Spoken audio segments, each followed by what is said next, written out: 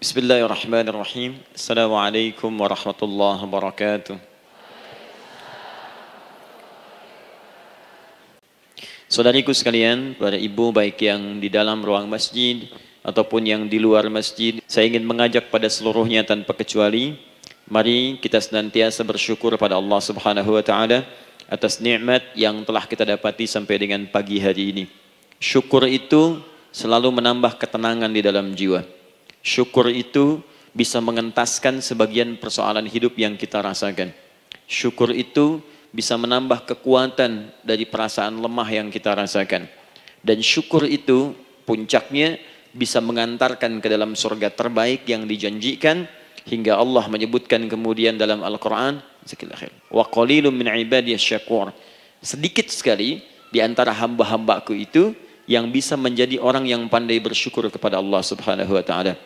Mudah-mudahan hidupan kita sampai hari ini seluruhnya diterima oleh Allah Subhanahu wa taala sebagai amal saleh, dan semoga yang belum mendapatkan hidayah untuk berislam sampai dengan pagi hari ini dihunjamkan hidayah kepada dalam jiwanya oleh Allah Subhanahu wa taala agar bisa berislam sebelum wafat menghadap Allah Subhanahu wa taala. Baik, hari ini kita akan belajar. Saya akan cepat masuk kepada pembahasan karena waktu kita cukup singkat, tentang orang-orang yang dikabulkan doanya yang tersebut dalam Al-Quran khususnya dan sunnah-sunnah Rasulullah Sallallahu Alaihi Wasallam. Kita akan bagi pembahasan kita ke dalam 3 bagian. Pertama, kenapa kita mesti berdoa? Di poin pertama.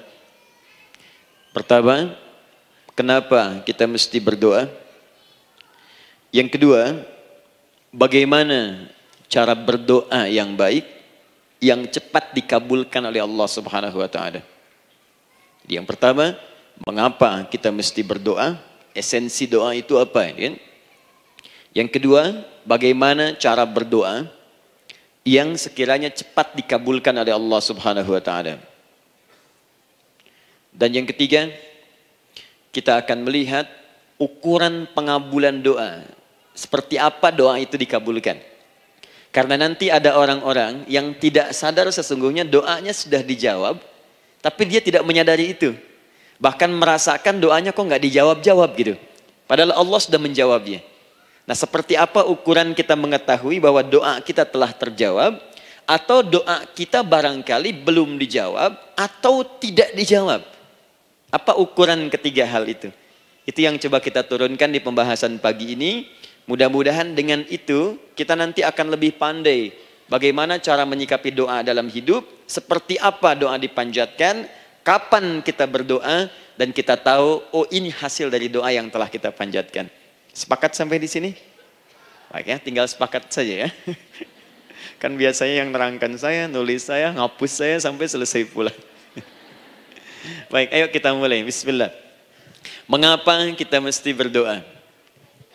Kita buka dulu ibu sekalian, ya, yang di ruangan ini ataupun yang di bawah, semuanya insya Allah memiliki kemuliaan yang sama di hadapan Allah Subhanahu wa taala, sesuai dengan keikhlasannya, ya, sesuai dengan keikhlasannya. Karena hadisnya umum sifatnya. Man salaka tariqan yaltamisu fihi ilma, sahhalallahu lahu tariqan ilal jannah. Siapa yang menyiapkan dirinya menempuh perjalanan dan dia meniatkan ingin belajar pengetahuan agama walaupun sedikit, maka dia akan dapat balasan dari Allah, minimal setiap langkahnya akan dicatat meringankan langkah dia ke surga nantinya. Ya, dan di situ tidak disebutkan khusus bagi yang di dalam ruangan masjid. Lantai 2 lagi misalnya. Tidak. Ya, jadi yang di sekitaran, yang di depan semua berdasarkan niatnya, ya. Berdasarkan niat dan kuantitas amalannya. Di kuantitas itu tambah. Mungkin Ustadz belum datang, ibu ada yang berzikir, ada yang baca Al-Quran, ada yang istighfar, itu yang nambah pahala. Ya. Kalau yang pasang status, pasang kamera, ya itu saya nggak tahu. Ayo kita kembalikan sini. Pertama, Quran surah ke-7 ayat 172. Quran surah ke-7 Al-A'raf ayat 172. Kemudian setelah itu diperintahkan dalam Al-Quran surah ke-40 Ghafir ayat ke-60.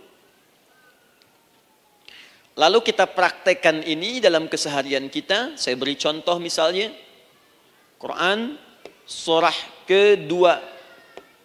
Ayat ke yang paling banyak nih dibaca, 201.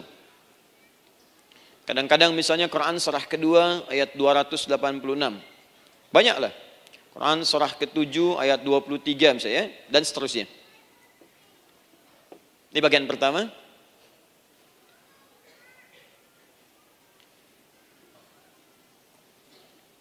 Bagian kedua, nanti kita akan belajar bagaimana cara berdoa yang baik yang dikabulkan.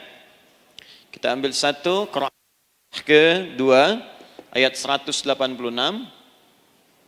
Kemudian yang kedua, kita ambil contoh Quran surah ke-17 ayat 110. Kemudian yang ketiga, kita ambil contoh yang paling dahsyat di Al-Quran surah ketiga ayat 38 sampai 39. Ada yang belum berdoa sudah dikabulkan. Masya Allah. Ini ada di Quran misalnya surah ketiga ayat 31. Nanti turunan amalannya misal di Quran surah 51 ayat 15 sampai dengan 18. Saya bulati yang 18-nya. Bagian ketiganya nanti kita uraikan di bagian akhirnya. Baik, kita bisa mulai insyaallah. Baik, kita bagian pertama, mari kita mulai. Saya ingin berkisah sejenak dengan menyampaikan Quran surah ke-7 Al-A'raf ayat 172. Allah berfirman, A'udzubillahi minasyaitonirrajim, wa idz akhadha rabbuka min bani Adam min zuhurihim dzurriyyatahum wa ashhadahum ala anfusihim alastu bi rabbikum qalu bala syahidna. Ada ayatnya? Baik ya, di Quran surah ke-7 Al-A'raf ayat 172. Wa idz akhadha rabbuka min bani Adam. Kata Allah, dan ingatlah, pahamilah, pelajarilah, dalamilah. Teman-teman sekalian, ingat kalimat idz itu, idz dalam Al-Quran, termasuk dalam bahasa Arab, itu bukan sekedar mengingat. Idz itu bisa mengandung arti memahami dengan dalam. Menganalisis. Ya, memaknai itu idz. Jadi bukan sekedar mengingat. Bukankah ibu kalau mengingat sesuatu berusaha mendalaminya? Ya, kalau nggak percaya saya tanya begini. Coba ibu ingat kemarin jam 5 sore ada di mana? Bukankah sekarang sedang mendalami sesuatu? Sedang mencari memori jam 5 sore kemarin ada di mana? Setelah itu dihimpun jadi sesuatu lalu disampaikan dengan terstruktur, dengan rapi. Oh, kemarin saya ada di sini, di sini, di sini, mengerjakan ini. Itu idz dalam bahasa Arab. Kalau di Al-Quran ada kalimat idz, itu berarti bukan sekedar kita diminta mengingat, tapi juga merenung, mendalami, memahami dengan dalam. Paham insya Allah? Baik, sekarang perhatikan. Nanti kalau ibu baca Al-Quran, maksud saya, ibu bisa menerjemahkan sendiri dan memahami dengan baik. Ya, misal kalimat idz pertama dalam Al-Quran misal ditemukan di Quran surah kedua ayat 30. Wa idz qala rabbuka lil malaikati inni ja'ilun fil ardi khalifah. Idz akan ditemukan. Nah, sekarang ayat tentang korelasinya dengan doa, kita buka Quran surah ke-7 tadi ayat 172. Wa idz akhadha rabbuk, dan pahami ya kata Allah, renungkan ya, maknai dengan dalam ketika Allah menyampaikan, membuat komitmen dengan semua anak cucu Adam tanpa kecuali. Semuanya. Ingat kalau ditemukan kalimat Bani Adam. Bani Adam disebutkan 7 kali dalam Al-Quran. Ya. Berapa kali? 7 kali. Kalimat Bani Adam. Bani Adam. Ini menunjuk pada semua keturunan anak cucu Adam sampai selesai kehidupan. Ya, dari Nabi Adam alaihissalam, kemudian pasangannya Sayyidah Hawa alaihissalam, kemudian keduanya mulai berumah tangga, melahirkan keturunan. Diabadikan di Al-Quran surah keempat, ya, surah Ibu, ayat yang pertama. Ya ayyuhan nasu taqu rabbakumul ladzi khalaqakum min nafsin wahidah wa khalaqa minha zawjaha. Di situ kemudian ada Adam, zaujaha Hawa. Ya, wabatha minhuma rijalan katsiran wa nisaa. Dari situ turun keturunan laki-laki perempuan, laki-laki perempuan. Nanti menyebar, Bu, ya, menyebar. Ada yang ke Chicago, ada yang di Chicago, ada yang di Singapura, ada yang di Singapura. Semua nyebar. Ya, di Sunda, dari Jawa sampai ke Sumatera, sampai Indonesia, sampai Nusantara, sampai Asia, Eropa, sedunia. Nanti penyebarannya disebutkan di Quran surah ke-49 ayat ke-13. Ya ayyuhan nasu inna khalaqnakum min dzakarin wa untha. Hai manusia, semua saya ciptakan ada dua jenis. Kalau bukan laki-laki itu pasti perempuan. Jadi tidak ada yang ketiga. Ingat ya? Kalau bukan laki-laki siapa? Perempuan. Jadi tidak ada misalnya, maaf, laki-laki yang keperempuan-perempuanan yang gerakannya melambai, ya, kata-katanya terlampau lembut misal, dan tidak ada pula perempuan yang perkasa, ya, terlampau kuat misalnya, melampaui batas-batas standarnya. Jikalau bukan laki-laki pasti perempuan. Dua saja. Jadi kalau misalnya masih ada yang bingung, tentukan dirinya, ya, dan lihat fitrahnya. Lihat fitrahnya. Baik, kemudian waja'alnakum syu'uban wa qabaila. Kami tempatkan kalian mungkin beda-beda tempat. Syu'ub, beda tempat. Ya, ada yang misalnya RT, RW, kecamatan, beda kampung, beda negara, sampai seluruh dunia. Wa qabail, satu tempat itu sukunya bisa beda. Coba Ibu lihat misalnya, ya, di daerah Sumatera saja ada berapa suku? Di Sunda paling banyak suku, gitu ya? Banyak sekali. Jadi bisa lain-lain, bisa beda-beda. Nah, lita'arafu, semua saling mengenal, silakan. Nah, ketika semua tadi ditempatkan di semua pelosok dunia, baik laki-laki, perempuan, dari anak keturunan Adam, itu semua anak keturunan Adamnya disebut dengan satu nama saja dalam Al-Quran, yaitu Bani Adam. Jadi kalau kita mau cari keturunan kita, sampai ke asal mula kita, dari kita sekarang, itu semua akan tersambung kepada Adam alaihissalam. Puncaknya akan ke sini. Ya. Dan tidak akan nyasar kemana-mana, Bu. Ya. Ada sebagian manusia, nasabnya tidak ingin Adam, inginnya bergeser, sehingga mengatakan manusia berasal dari monyet katanya. Ya. Ada yang berkata begitu. Ibu sampaikan saja kalau bapak dari monyet, silahkan saja, jangan ngajak-ngajak saya, gitu ya. Nah, jadi semua manusia itu pasti akan kembali ke sini, ya, ke Adam alaihissalam. Karena itu saya pernah sampaikan termasuk di sini, di hadapan ibu semua, masih ingat mukjizat pertama Rasulullah sallallahu alaihi wasallam saat lahir ke muka bumi. Ingat, Nabi itu sebelum dilantik menjadi Rasul, dalam usia 40 tahun, turun surah Al-Alaq, itu diberikan oleh Allah keistimewaan tanda-tanda kenabian. Apa di antara tandanya? Allah perjelas nasab keturunannya sampai Nabi Adam, padahal lahirnya itu ayahnya sudah wafat. Di lahir beliau, ayahnya wafat, tapi nasabnya diperjelas sampai Nabi Adam. Sehingga jelas, orang tidak bisa menyoal. Ini orang nggak jelas nih, ya, kan suka ada begitu, Bu, ya, tiba-tiba datang menerangkan sesuatu, siapa itu nggak jelas. Bahkan sekarang sering muncul statement, siapa sih ustadz itu? Itu ustadz nggak jelas. Ya.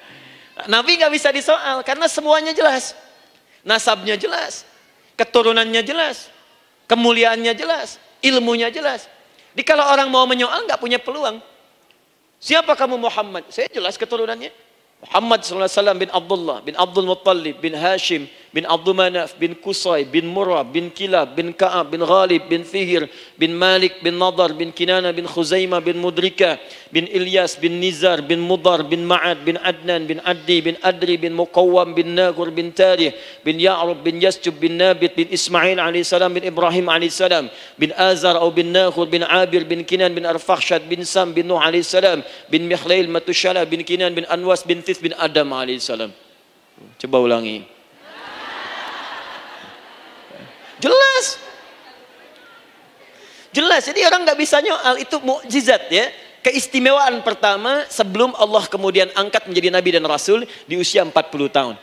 Jadi kalau ibu ditanya, kamu jelas nggak? Jelas. Apa binnya? Bin Bani Adam. Itu bocoran dari Al-Quran. Ya, kalau ditanya keturunan siapa kamu? Adam. Tahu dari mana? Allah yang nyampaikan langsung. Apa kata Allah? Bani Adam. Jelas, ya? Baik. Jadi ini kembali kepada Adam alaihissalam.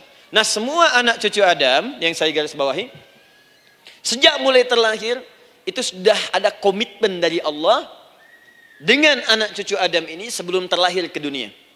Sejak dalam kandungan. Jadi kalau ibu belajar hadis, misal dulu saya pernah amanahkan kalau ibu mau belajar dasar-dasar, cari kitabnya Imam An-Nawawi yang Al-Arba'in An-Nawawiyah, 42 hadis. Hadis keempat, ya paling kiri sebelah atas di kitabnya. Dari Abdullah bin Mas'ud radhiyallahu taala anhu, ya. Qala Nabi sallallahu alaihi wasallam bahwa shadiqul masduq. Nabi SAW pernah menyampaikan sedangkan beliau orang benar dan dibenarkan. Kapan perjanjian ini dibuat? Dalam usia kandungan 4 bulan. Dalam kandungan. Inna ahadakum yujma'u fi batni ummihi. Setiap kalian yang akan terlahir dari anak cucu Adam. Kecuali Adam, Bu, ya. Ingat, kecuali Adam, kecuali Hawa. Karena ini asal mula manusia keduanya. Tapi keturunan Adam dan Hawa akan mengalami proses yang sama. Dikandung dulu ibundanya, kemudian terlahir. Adam tidak dikandung, ingat, Adam tidak ada bapak, Adam tidak ada ibu. Langsung diciptakan wujudnya oleh Allah Subhanahu wa taala dari bahan dasar yang sama dengan manusia. Ya, karena itu saya pernah ditanya, pernah berdialog, ya. Ustaz, ini spesial Nabi Isa ini. Ya, spesial, Yesus Al-Masih Nabi Isa spesial. Karena itu diangkat sebagai Tuhan. Apa yang spesial?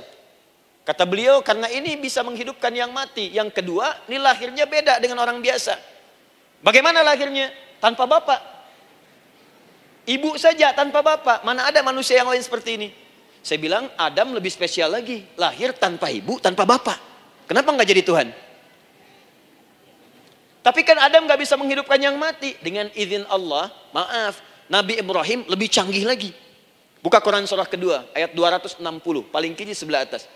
Wa idh qala Ibrahim rabbi arini kaifa tuhyil mauta qala awalam tu'min qala bala walakin inna qalbi. Ketika Ibrahim bermohon kepada Rabbnya, ya Allah, tolong tunjukkan kepadaku bagaimana cara menghidupkan yang mati. Kata Allah, kamu masih nggak yakin? Kata Ibrahim, saya yakin-yakinnya, cuma supaya hati saya tenang membuktikan kepada yang lain tentang kuasamu. Kata Allah, gampang. Lalu Allah berikan kemudian satu ketentuan sama persis dengan Nabi Isa, cuman prosesnya lebih canggih. Kalau Nabi Isa tepuk mayatnya, bangun, bicara. Nabi Ibrahim kata Allah, nih ambil burung, potong-potong dulu, dicincang dulu. Sudah dicincang kemudian, mayatnya disimpan, jasadnya di tempat bukit yang berbeda.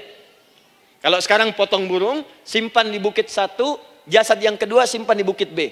Kepalanya simpan di bukit A, ekornya simpan di bukit B, badannya simpan di bukit C. Panggil dengan nama Allah. Thummat uhunna ya'tina kasa'ya. Panggil bismillah dengan nama Allah, hidup. Sama persis dengan Nabi Isa. Dengan nama Allah biiznillah, hidup. Nabi Ibrahim biiznillah, dengan nama Allah hidup. Menyatu semuanya jadi satu. Psst. Kalau Nabi Isa kemudian ada yang menduga sebagai Tuhan, kenapa Nabi Ibrahim tidak angkat jadi Tuhan? Paham ya?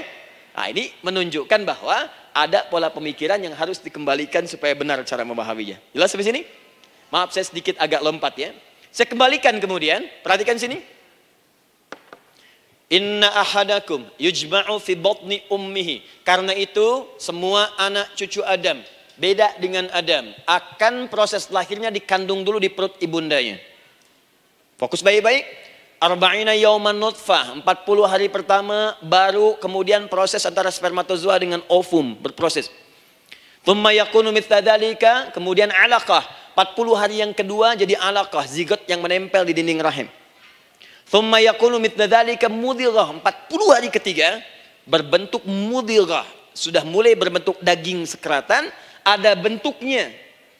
Dan usianya sudah 4 bulan, 40 hari ketiga, 120 hari. 120 hari. Thumma yursalu ilaihil malak, kemudian diutuslah malaikat, fayanfukhu fihi ruh, maka ditiupkan roh ke dalamnya. Jadi ingat, kalau di antara sini, di antara kita ada ibu misalnya yang tengah hamil, tengah mengandung, ingat baik-baik, atau keluarganya, kerabatnya, usia 4 bulan itu roh sudah ditiupkan. Di kandungan sudah ada rohnya. Hati-hati ya. Berapa bulan? 4 bulan. Karena itu nanti ada ayat dalam Al-Quran, Quran surah ke-7 ayat 189. Di posisi ini harus banyak berdoa dan beramal soleh. Ingat ya, berdoa, beramal soleh. Minimal minta kepada Allah. Da'awallaha rabbahuma la in ataitana salihah lanakunanna minasyakirin. Minta banyak kepada Allah, ya Allah jadikan anak saya anak yang soleh, jadikan anak saya anak yang soleh. Dari usia itu 4 bulan sampai ke atas, menjelang lahiran. Nanti diiringi oleh amal soleh kedua orang tuanya. Ini sudah penelitian dokter muslim, khususnya di Asia Tenggara. Saya diskusi dengan seorang dokter muslim, ternyata ada korelasi amal soleh yang dikerjakan kedua orang tua, ayah dan bunda, atau calon ayah dan bunda, kepada anak yang sedang dikandung, yang belum dilahirkan. Jadi kalau orang tuanya rajin baca Al-Quran, itu berpengaruh ke anak, Bu. Dan penelitian terkini, itu mempercepat anak itu menjadi seorang penghafal Quran ketika lahir. Ya, pernah satu kali dibacakan Al-Quran, posisi janin itu berubah. Seperti sujud gitu. Itu penelitian sudah di MRI waktu itu dilihat ya, kelihatan. Jadi ada korelasi antara kesolehan orang tua dengan kesolehan anak yang sedang dikandung. Hati-hati ya. Tapi yang penting diketahui adalah dalam usia kandungan 4 bulan itu disebutkanlah isyarat di Quran surah ke-7 ayat 172 terjadi perjanjian komitmen dengan Allah Subhanahu wa taala. Apa perjanjiannya? Wa idz akhadha rabbuka min bani adama min zuhurihim dzurriyyatahum wa asyhadahum ala anfusihim. Lihat perjanjiannya, saya fokus di kalimat ini. Alastu bi rabbikum. Rabb. Apakah engkau akan berkomitmen saat ini? Bersaksi? Karena kalimatnya bersaksi. Wa asyhadahum, dan mereka bersyahadat, bersaksi, komitmen. Di komitmennya menggunakan kata syahadat di sini. Karena itu nanti setiap bayi yang sudah terlahir dari rahim ibu manapun itu berada dalam keadaan suci karena sudah bersyahadat dalam perut ibundanya. Masih ingat hadis ini? Kullu mauludin yuladu 'alal fitrah. Setiap yang terlahir dari rahim perempuan manapun itu membawa fitrah. Apa di antara fitrah yang dimaksudkan itu? Fitrah keislaman, fitrah mengakui Allah sebagai Tuhan. Itu nanti ada di Quran surah ke-30 ayat ke-30, paling kanan sebelah atas. Quran surah 30 ayat 30.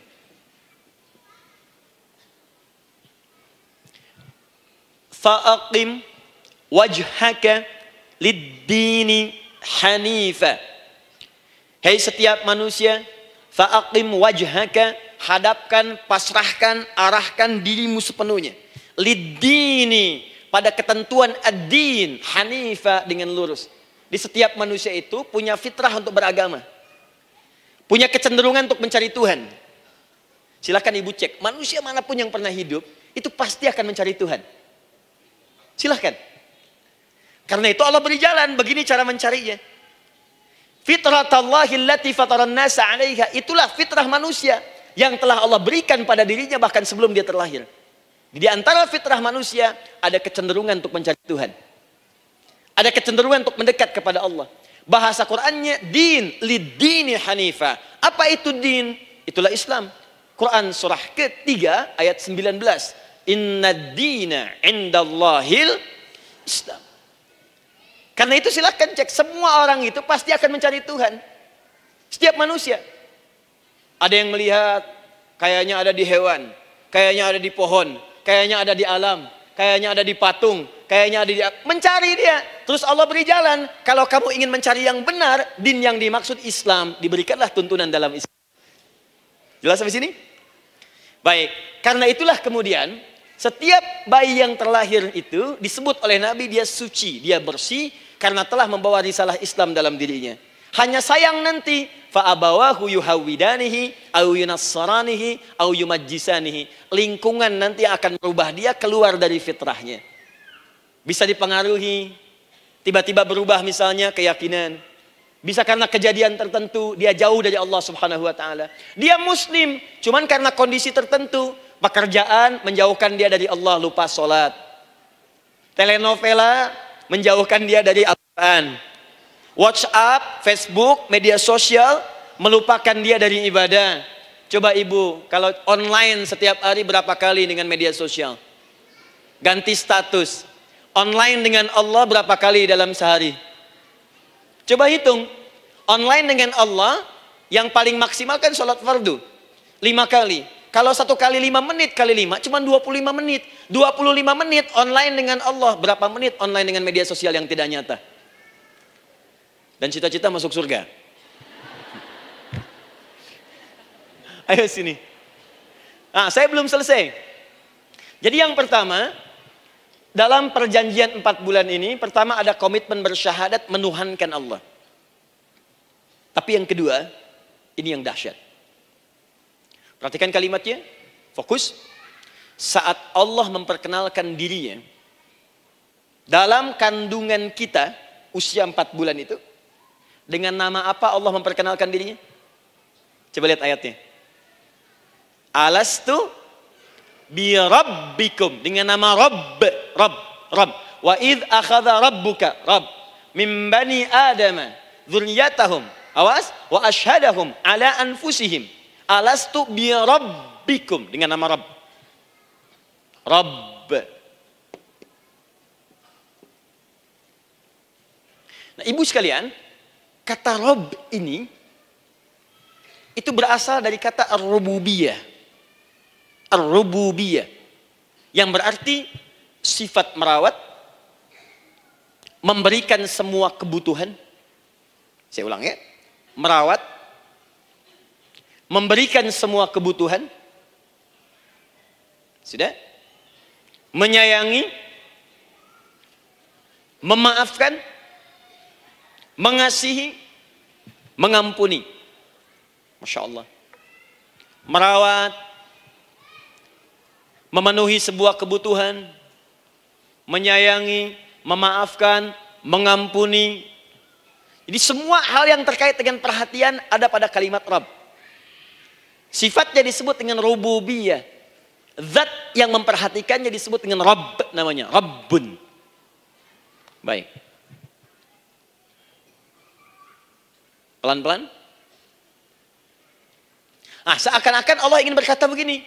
Hei, engkau buat perjanjian dengan saya sekarang. Engkau bersaksi, saya sebagai Tuhan. Siap bersaksi, menuhankan saya. Nanti ketika kamu lahir, apapun yang kamu butuhkan dalam kehidupan, aku akan berikan. Kamu akan saya rawat. Kalau sakit, kamu saya sembuhkan. Minta sesuatu yang kamu butuhkan, saya akan berikan. Kamu butuh sesuatu, saya akan hadir. Kamu salah minta maaf, saya maafkan. Kamu dosa minta ampun istighfar, saya ampuni.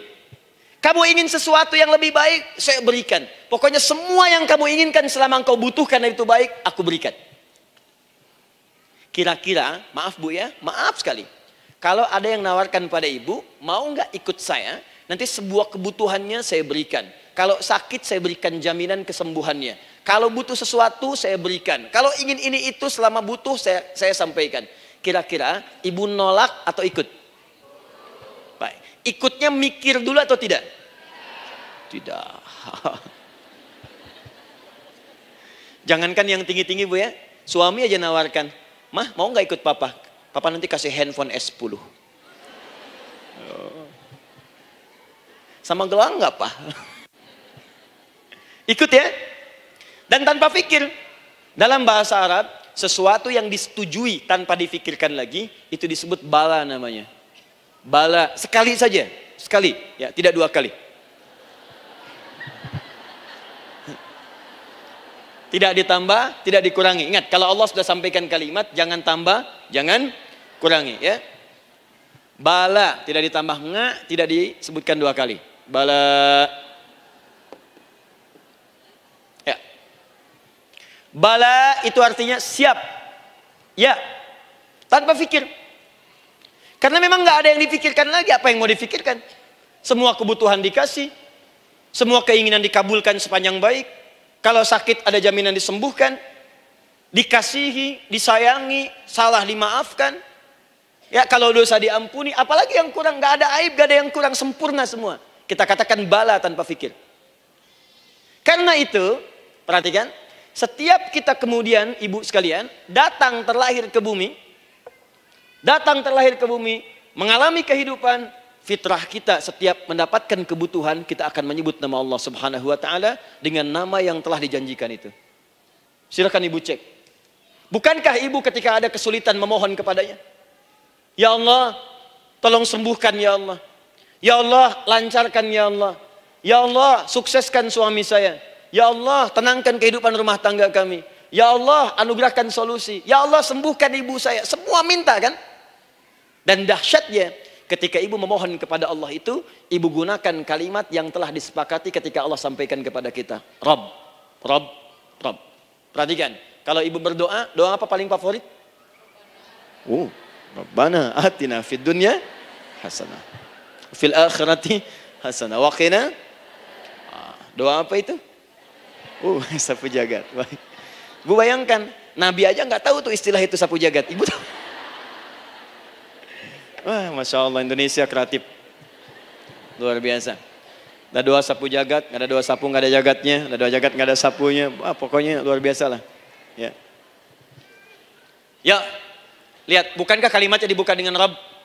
Rabbana atina fid dunya sana. Rabbana zalamna anfusana wa illam taghfir lana wa tarhamna lanakunanna minal. La yukallifullahu nafsan illa laha ma kasabat wa 'alaiha mak.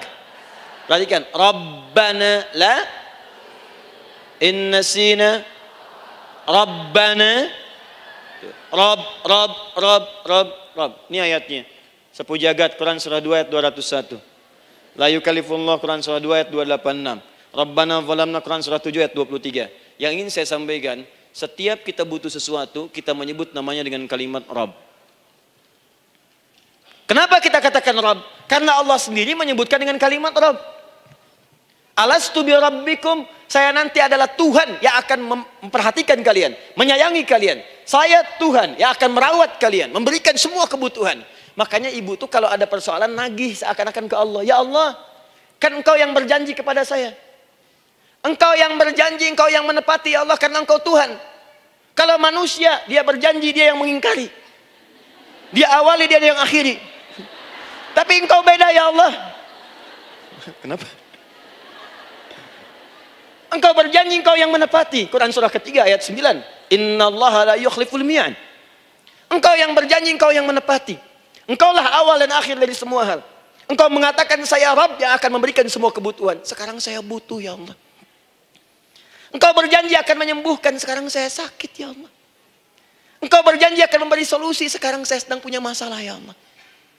Engkau berjanji akan memberikan kesuksesan, sekarang saya sedang menapaki itu ya Allah. Makanya ibu sebutkan kalimat Rabb, Rabb, Rabb, Rabb. Jadi sesungguhnya doa itu adalah fitrah dari setiap manusia, karena mulai dibangun komitmen sebelum dia dilahirkan ke muka bumi. Jadi kalau kita bicara tentang doa, doa itu fitrah kehidupan bagi setiap manusia. Hidup.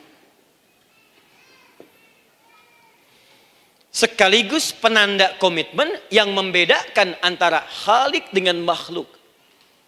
Hamba dengan Allah. Manusia dengan Tuhan. Kan Allah katakan, saya Rabb ya. Saya yang ngasih, saya yang Tuhan. Berarti kita yang makhluk kan? Kita yang butuh kan? Allah yang memberi, kita yang butuh.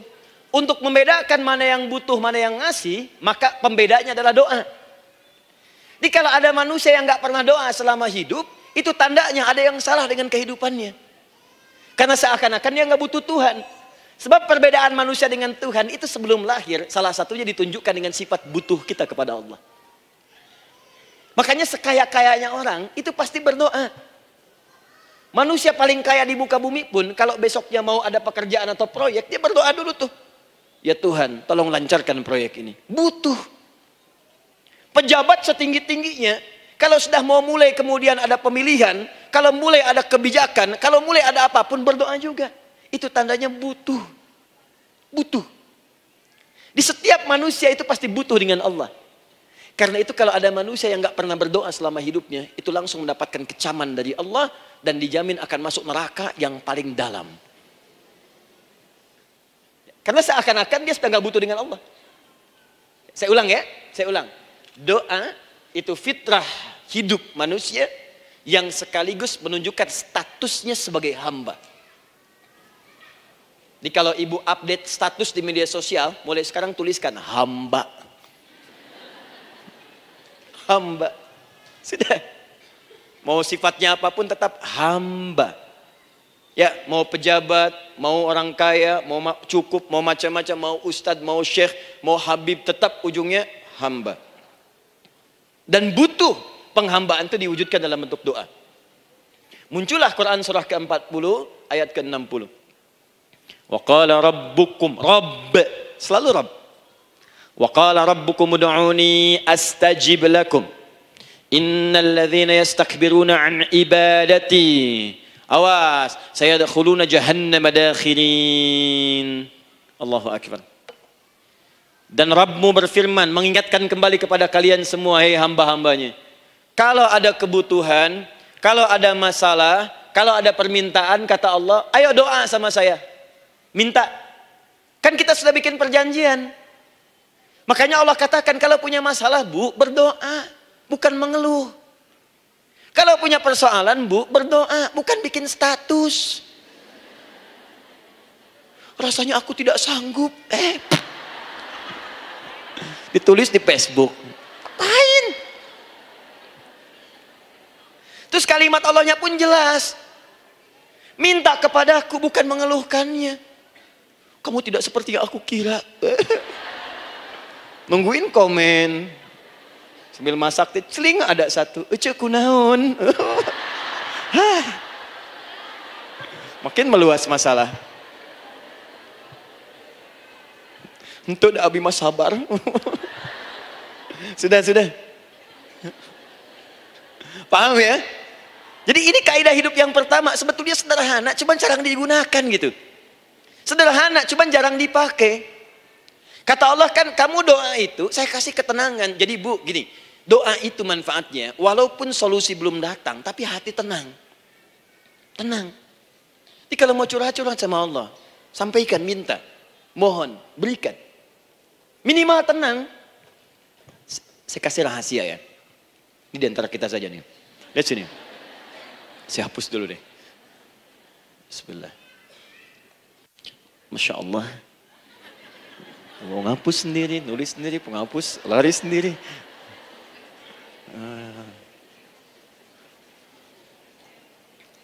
Bismillah. Oh ini ada dua ya, sini. Baik, buka Quran surat 7 ayat 205.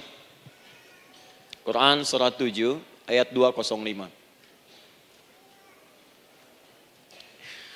Doa itu disebut zikir di ayat itu. Jadi kalau ibu sedang berdoa, itu sedang berzikir. Wadhkur rabbaka fi nafsika tadarruan wa khifatan wa dunal jahri minal qaul. Ada ayatnya? Oke. Pakai Rabb lagi kan? Wadhkur rabbaka. Kalau engkau punya masalah, kata Allah, sekecil apapun. Di rumah tangga kah, di kantor kah, kehidupan sosial kah. Kata Allah, ayat sebut, minta kepada Allah. Berdoa. Doa disebut dengan zikir. Zikir itu semua kegiatan yang membuat kita ingat Allah. Zikir. Baca Quran, zikir. Dalilnya Quran surah ke-15 ayat 9. Inna nahnu nazzalna dzikra. Kami turunkan Al-Quran sebagai zikir. Menghafal Quran, zikir. Quran surah 54 ayat 17, ayat 22, ayat 32, ayat 40. Walaqad yassarnal Qur'ana lidzikri. Kami akan mudahkan Al-Quran untuk diingat, dihafalkan. Zikir, sebagai zikir kepada Allah. Ibu selepas sholat, baca subhanallah, alhamdulillah, Allahu Akbar, zikir. Quran surah keempat, ayat 103. فَإِذَا قَضَيْتُمُ الصَّلَاةَ فَاذْكُرُوا اللَّهَ. Maka jika anda telah tuntas mengerjakan sholat, segera berzikir kepada Allah. Sholat sendiri, zikir. Quran surah ke-20, ayat ke-14. Innani anallahu la ilaha illa ana fa'budni wa aqimis salata lidzikri. Saya Allah, kata Allah. Tidak ada Tuhan selain saya. Sembah saya. Bagaimana menyembah Allah? Tunaikan salat sebagai zikir kepada Allah. Zikir. Di zikir semua amalan yang mendekatkan kita dengan Allah. Doa itu satu dari bagian zikir. Tapi tahukah ibu fungsi zikir yang paling utama itu apa? Quran surah 13 ayat ke-28. Ala bidzikrillahi tatmainnul qulub. Yakinkan pada dirimu, kalau zikirmu benar kepada Allah, maka dia akan berdampak kepada hati menjadi lebih tenang. Zikir itu, manfaat pertamanya, membuat hati tenang, Bu. Tadi saya contohkan. Baca Al-Quran, zikir kan? Jadi kalau ibu sedang tidak tenang, sedang gelisah, ada masalah, daripada mengeluh sana sini, wudu, bu, wudu. Ambil mushaf, baca. Saat baca itu mungkin solusi belum datang, tapi hati itu lebih tenang. Kaitan dengan bahasan kita, doa, minta. Doa. Jadi kalau orang punya masalah itu kalau berdoa, walaupun solusinya belum datang, walaupun kemudian jawabannya belum tiba, minimal hati ibu itu tenang. Ini dia. Kan surah 13 ayat 28. Rumus ini pakai. Gunakan dalam hidup. Karena yang tahu kehidupan kita itu Allah yang menciptakan kita. Yang tahu pesawat, yang bikin pesawat. Yang tahu handphone, yang bikin handphone. Yang tahu mikrofon, yang bikin mic-nya. Yang tahu kita, yang menciptakan kita. Ikutilah petunjuk Allah yang menciptakan kita, maka akan langsung terasa manfaatnya. Ibu tidak percaya, silahkan lakukan. Rasakan bedanya, bedakan rasanya, dan pasti akan terasa bedanya. Akan lain. Tuh. Doa.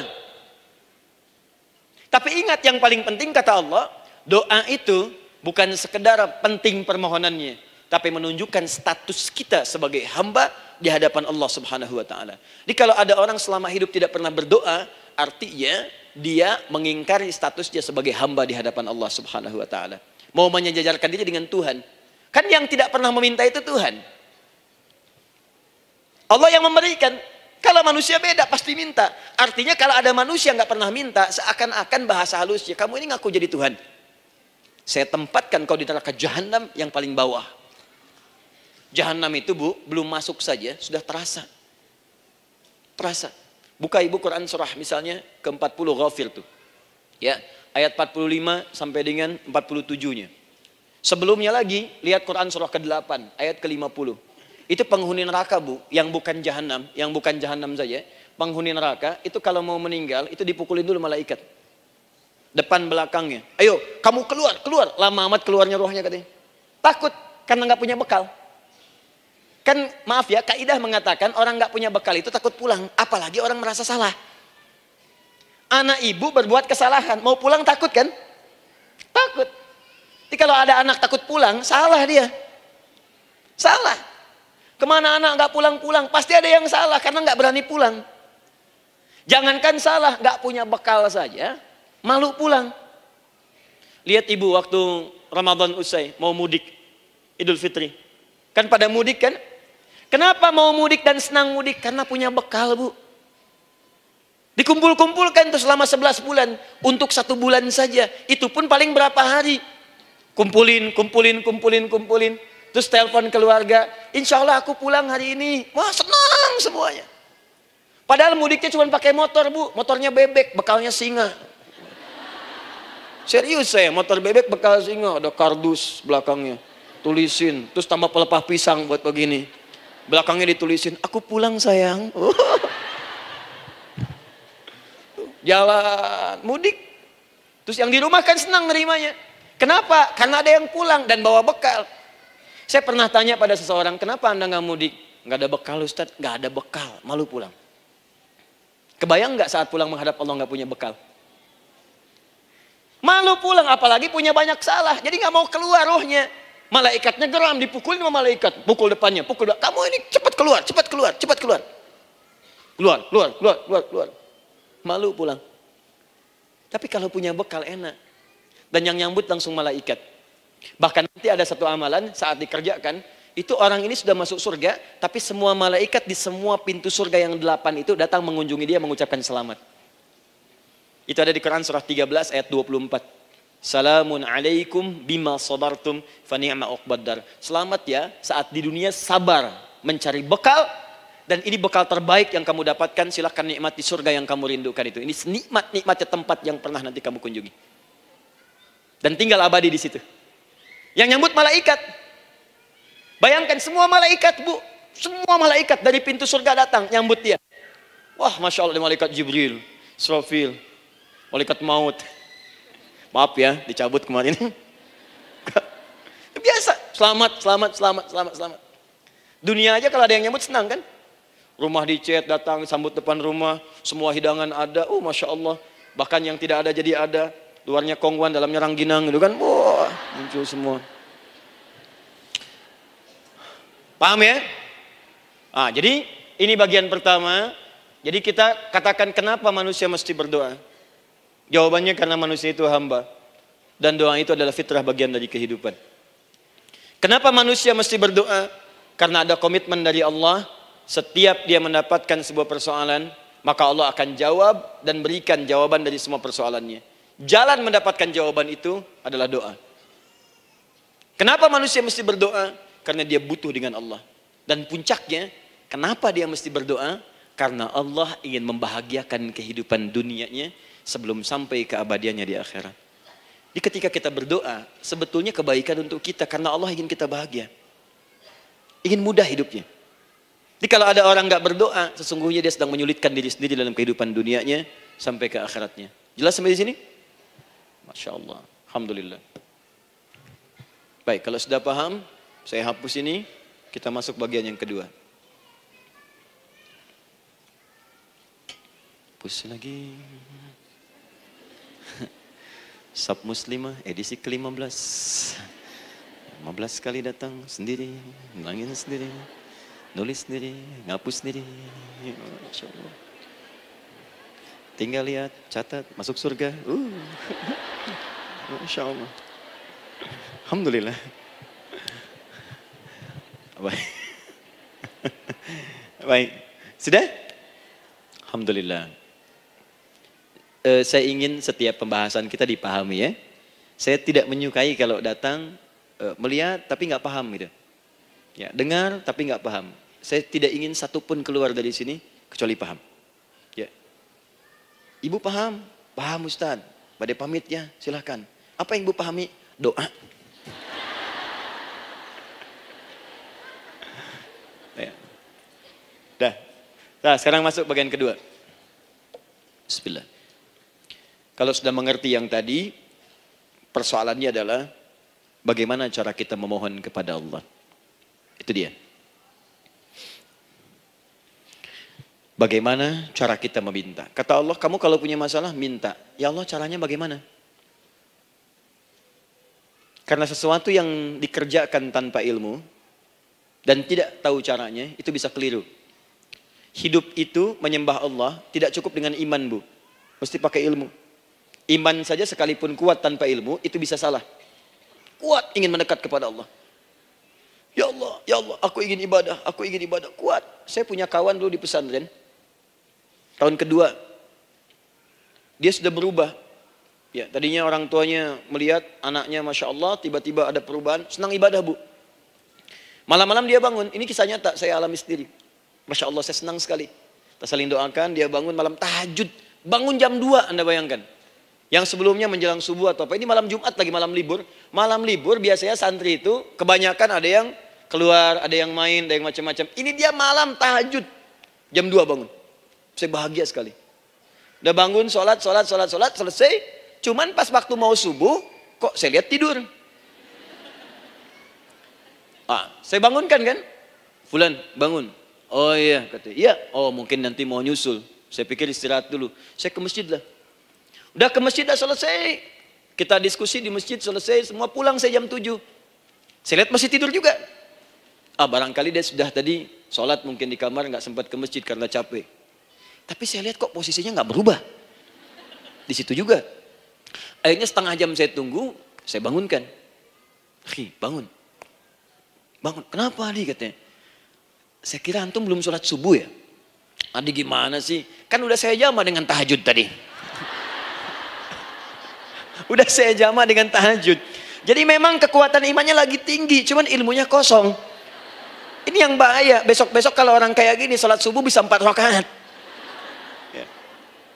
Karena itu berdoa penting. Cuma kita mesti tahu caranya. Yuk kita mulai bagian pertama. Quran surah kedua ayat 186. Paling kiri sebelah bawah. Sudah? Wa idza sa'alaka 'ibadi 'anni fa inni qarib. Fokus. Kata Allah, kalau hamba-hambaku Muhammad SAW bertanya kepadamu, minta petunjuk untuk mencari-cari aku. Tuh Bu, coba lihat. Ayat doa dibuka lagi dengan kalimat hamba. Untuk menegaskan status kita. Jadi kalau ditanya, kita siapa di hadapan Allah? Hamba. Makanya nggak usah sombong. Jangan sombong, karena kita cuma hamba. Karena itu ketika Korun sombong, Korun tuh manusia terkaya yang pernah hidup di bumi. Hartanya Bu, ini saya kasih bocoran sedikit, kunci berangkasnya saja, kemana-mana itu suka dibawa, dipikul paling sedikitnya 8 bodyguard, cuman bawa kunci berangkas saja begini. Di Korun pengen ngasih tahu, kalau ada yang pengen nyuri di tempat saya silahkan aja, ini aja bodyguard saya ngangkat kuncinya susah. Korun. Jadi kalau Anda tidak sekaya Korun, jangan ikutan sombong, telat. Telat, gak ada kerjaan, sudah ada yang lebih kaya. Ya, dan apa yang terjadi? Fakhosabna, kata Allah, kami telan. Likuifasi. Telan oleh bumi semua. Dengan kekayaannya semua habis. Jadi ketika ada seseorang yang lupa dengan statusnya sebagai hamba, maka Allah akan memberikan pelajaran kepadanya untuk taubat. Kalau nggak mau taubat juga, telan habis untuk menunjukkan kamu tuh bukan Tuhan, saya Tuhannya. Maka jangan ikutan sombong.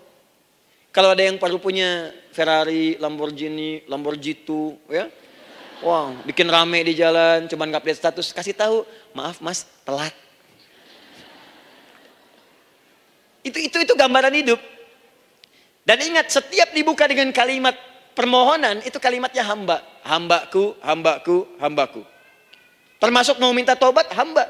Quran surah 39 ayat 53. Qul ya ibadiyalladzina asrafu ala anfusihim, la taqnatu min rahmatillah. Katakan Muhammad pada hambaku yang merasa banyak dosa. Pengen berdoa, minta tobat. Kata Allah, hamba.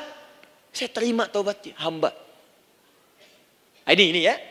Ini pun adab yang pertama dari Al-Quran. Adab yang pertama, kalau kita ingin berdoa dan doa itu cepat ingin dikabulkan, maka berdoalah dengan cara menghamba di hadapan Allah Subhanahu wa taala. Jangan merasa tinggi.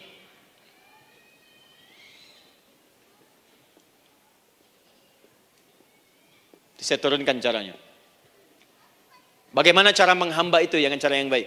Fokus. Wa idza sa'alaka 'ibadi 'anni, Muhammad SAW, jika ada hamba-hambaku bertanya padamu tentangku, ingin mencari-cari aku. Masya Allah, Ibu maaf ya, biasanya kan kalau orang mencari Allah, ingin mendekat kepada Allah, entah itu datang ke masjid, bangun malam, biasanya motifnya cuma dua.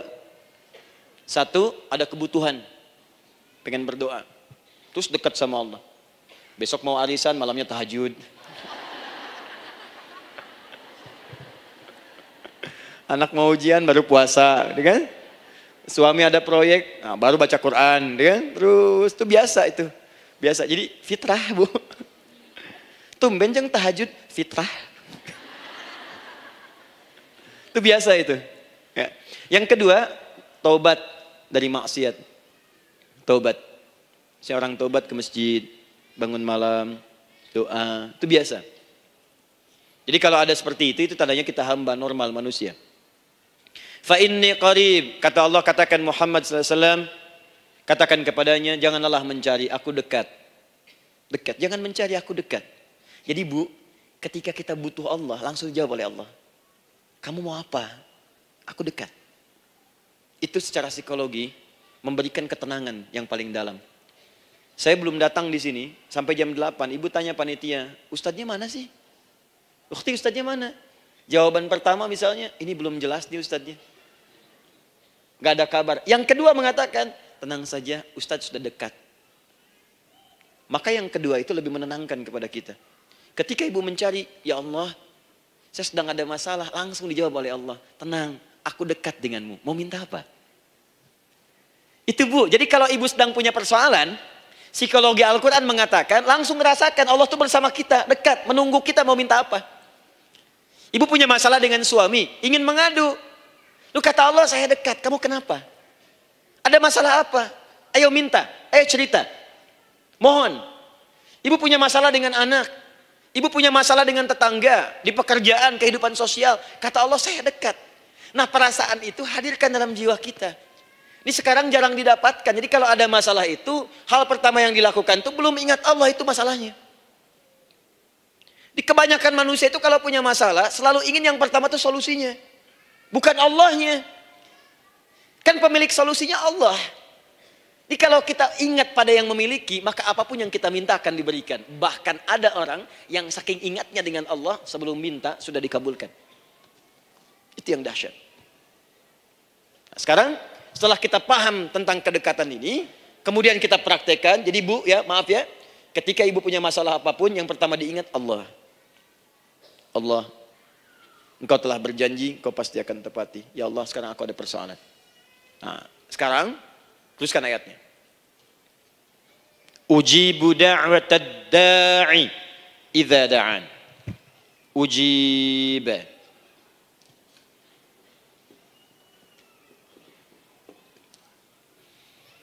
Ujibu da'watad da'i idza da'an. Aku pasti akan menjawab, mengabulkan setiap doa hambaku jika dia bermohon kepadaku.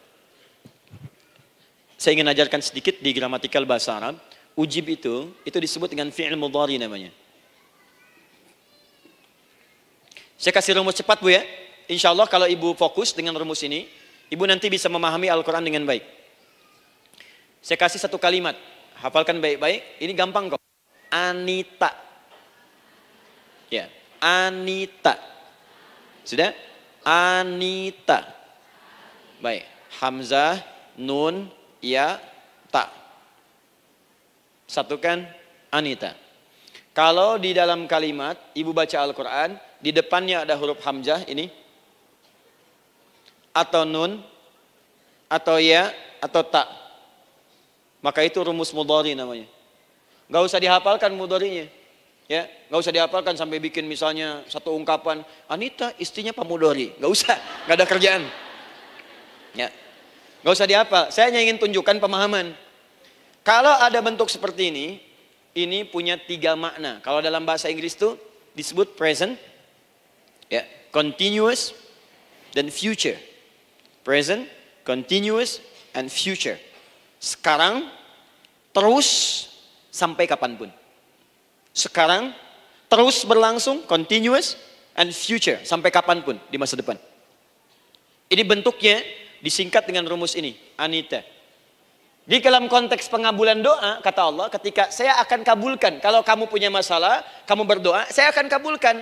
Nah, kalimat Allah saya akan kabulkan ini, bentuknya menggunakan mudhari. Ada hamzah di depannya, ujib. Artinya apa?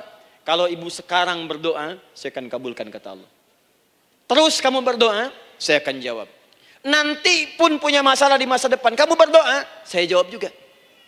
Jadi artinya, tidak ada doa yang sia-sia. Semua doa, ingat, sepanjang kita butuhkan, pasti Allah berikan. Doa itu, sepanjang kita butuhkan, pasti akan dijawab.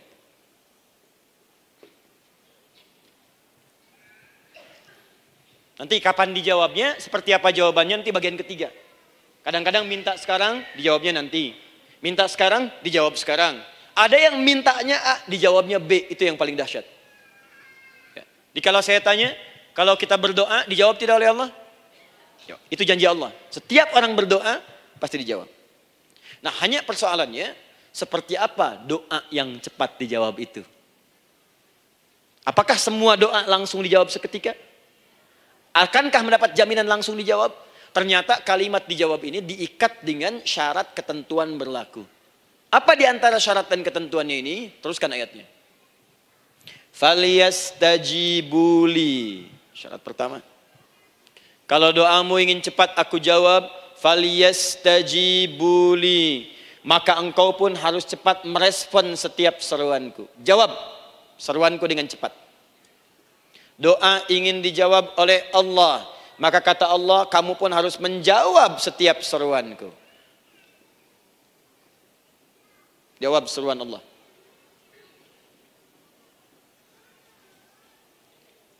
Ayo respon, adil.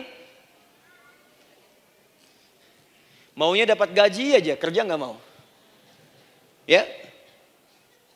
Apa ibu pikir duduk manis, santai di ruangan tengah, tiap bulan suami datang berikan uang belanja? Belum tentu. Kalau sikap tidak bagus, ya interaksi tidak mulia, maka belum tentu itu didapatkan. Maka syarat pertama kata Allah, kalau doamu ingin cepat aku jawab, maka setiap aku seru, cepatlah engkau kemudian kerjakan dan jawab itu. Jadi ternyata seruan Allah itu terkait berkelindan dengan pengabulan doa. Jadi ketika ibu diseru oleh Allah, diminta diperintahkan sesuatu oleh Allah, sebetulnya itu kunci untuk mendapatkan jawaban doa kita, Bu. Dipanggil kita, ayo cepat datang ke sini. Mau minta apa? Minta, saya kasih. Apa di antara kunci doa itu, Ustaz? Yuk kita lihat. Adalah jawaban dari seruan Allah. Apa di antara seruan Allah itu? Saya beri contoh satu misalnya. Allah perintahkan kita untuk sholat.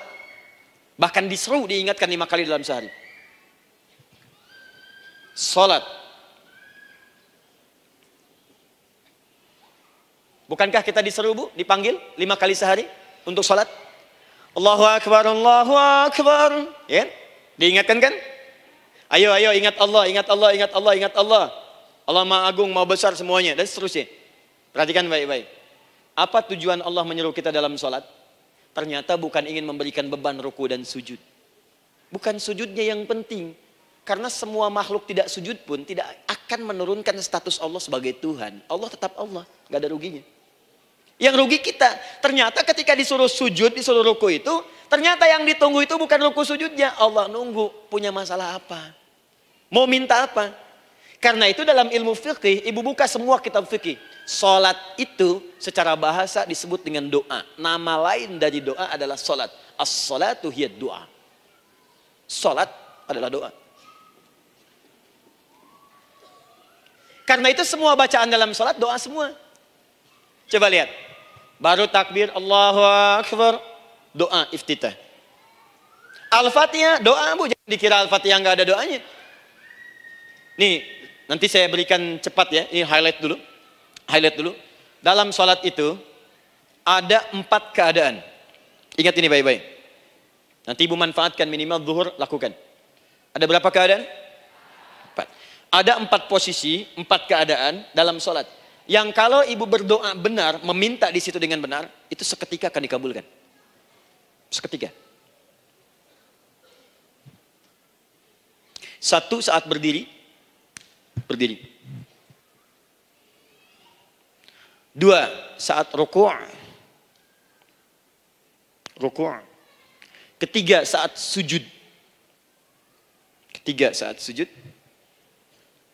4 sesaat sebelum salam. Berdiri, ruku', sujud, sesaat sebelum salam. Baik, sebelum saya bahas lebih jauh, saya ingin sampaikan dulu.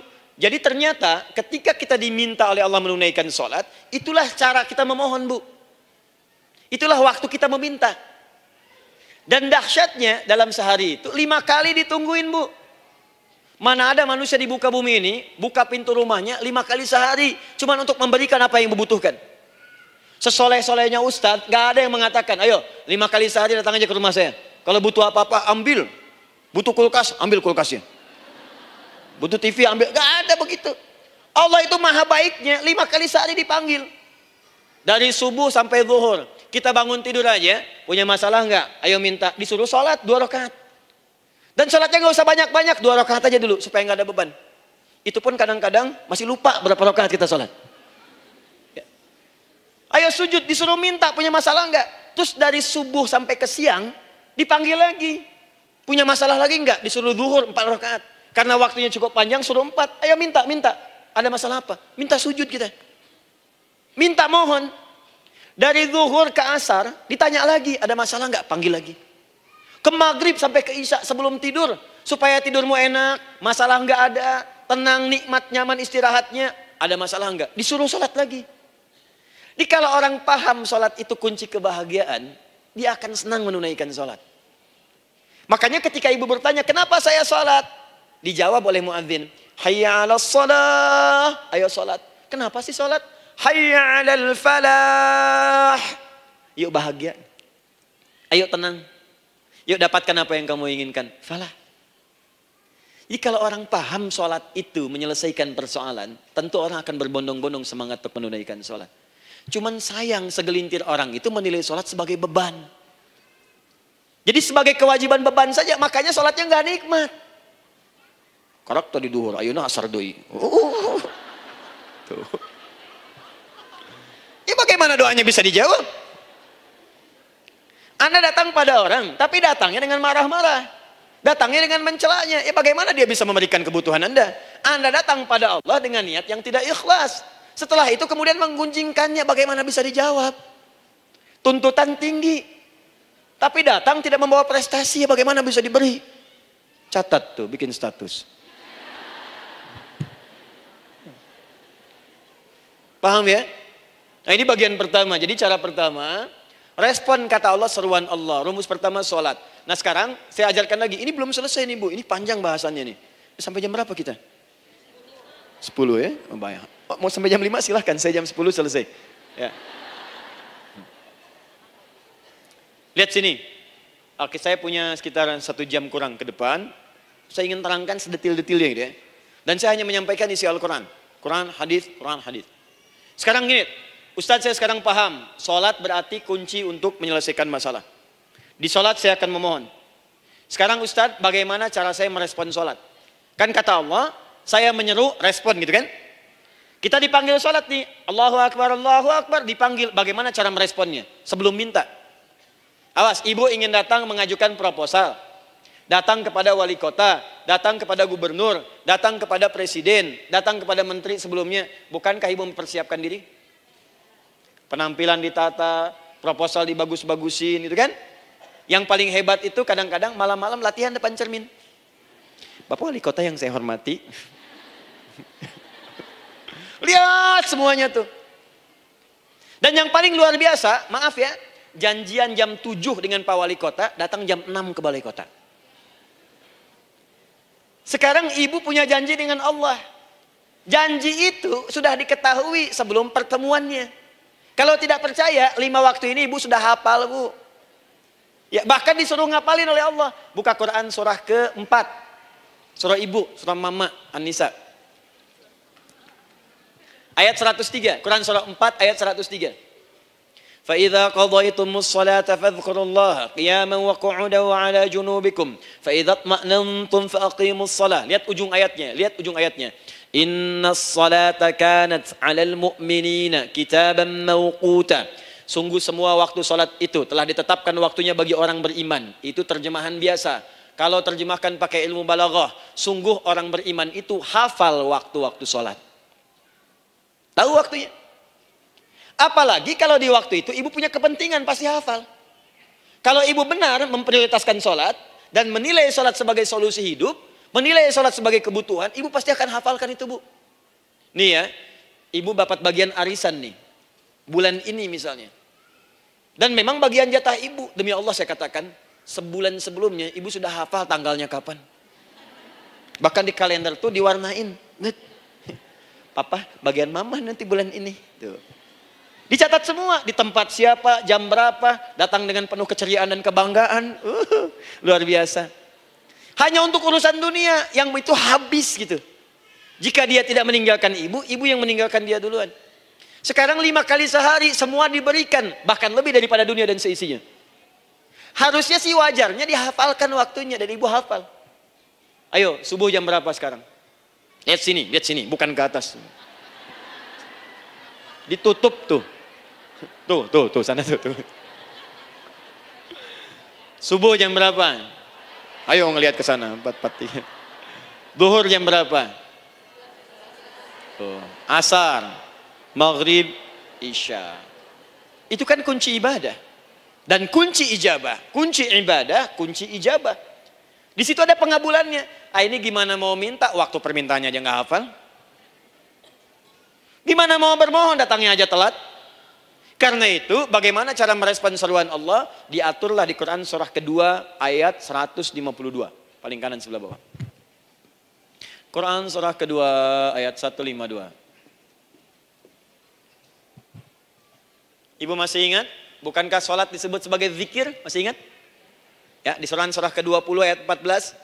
Wa aqimis sholata lidzikri, tunaikan sholat sebagai zikir kepadaku. Sekarang lihat ya. Lihat ketentuan Allahnya. Kalau ibu dipanggil untuk sholat, dipanggil untuk zikir, cepat respon. Ibu cepat respon, Allah pun akan cepat merespon permintaan ibu. Lihat kalimatnya. Fadhkuruni adzkurkum. Fadhkuruni adzkurkum. Kalian mengingat saya, maka saya pun akan ingat dengan kalian. Kalian zikir kepada saya, ingat saya, kata Allah, maka saya pun akan ingat kalian. Di antara makna zikir, salat. Jadi kalau ibu salat mengingat Allah dengan cepat, maka Allah pun akan cepat mengingat kita. Contoh.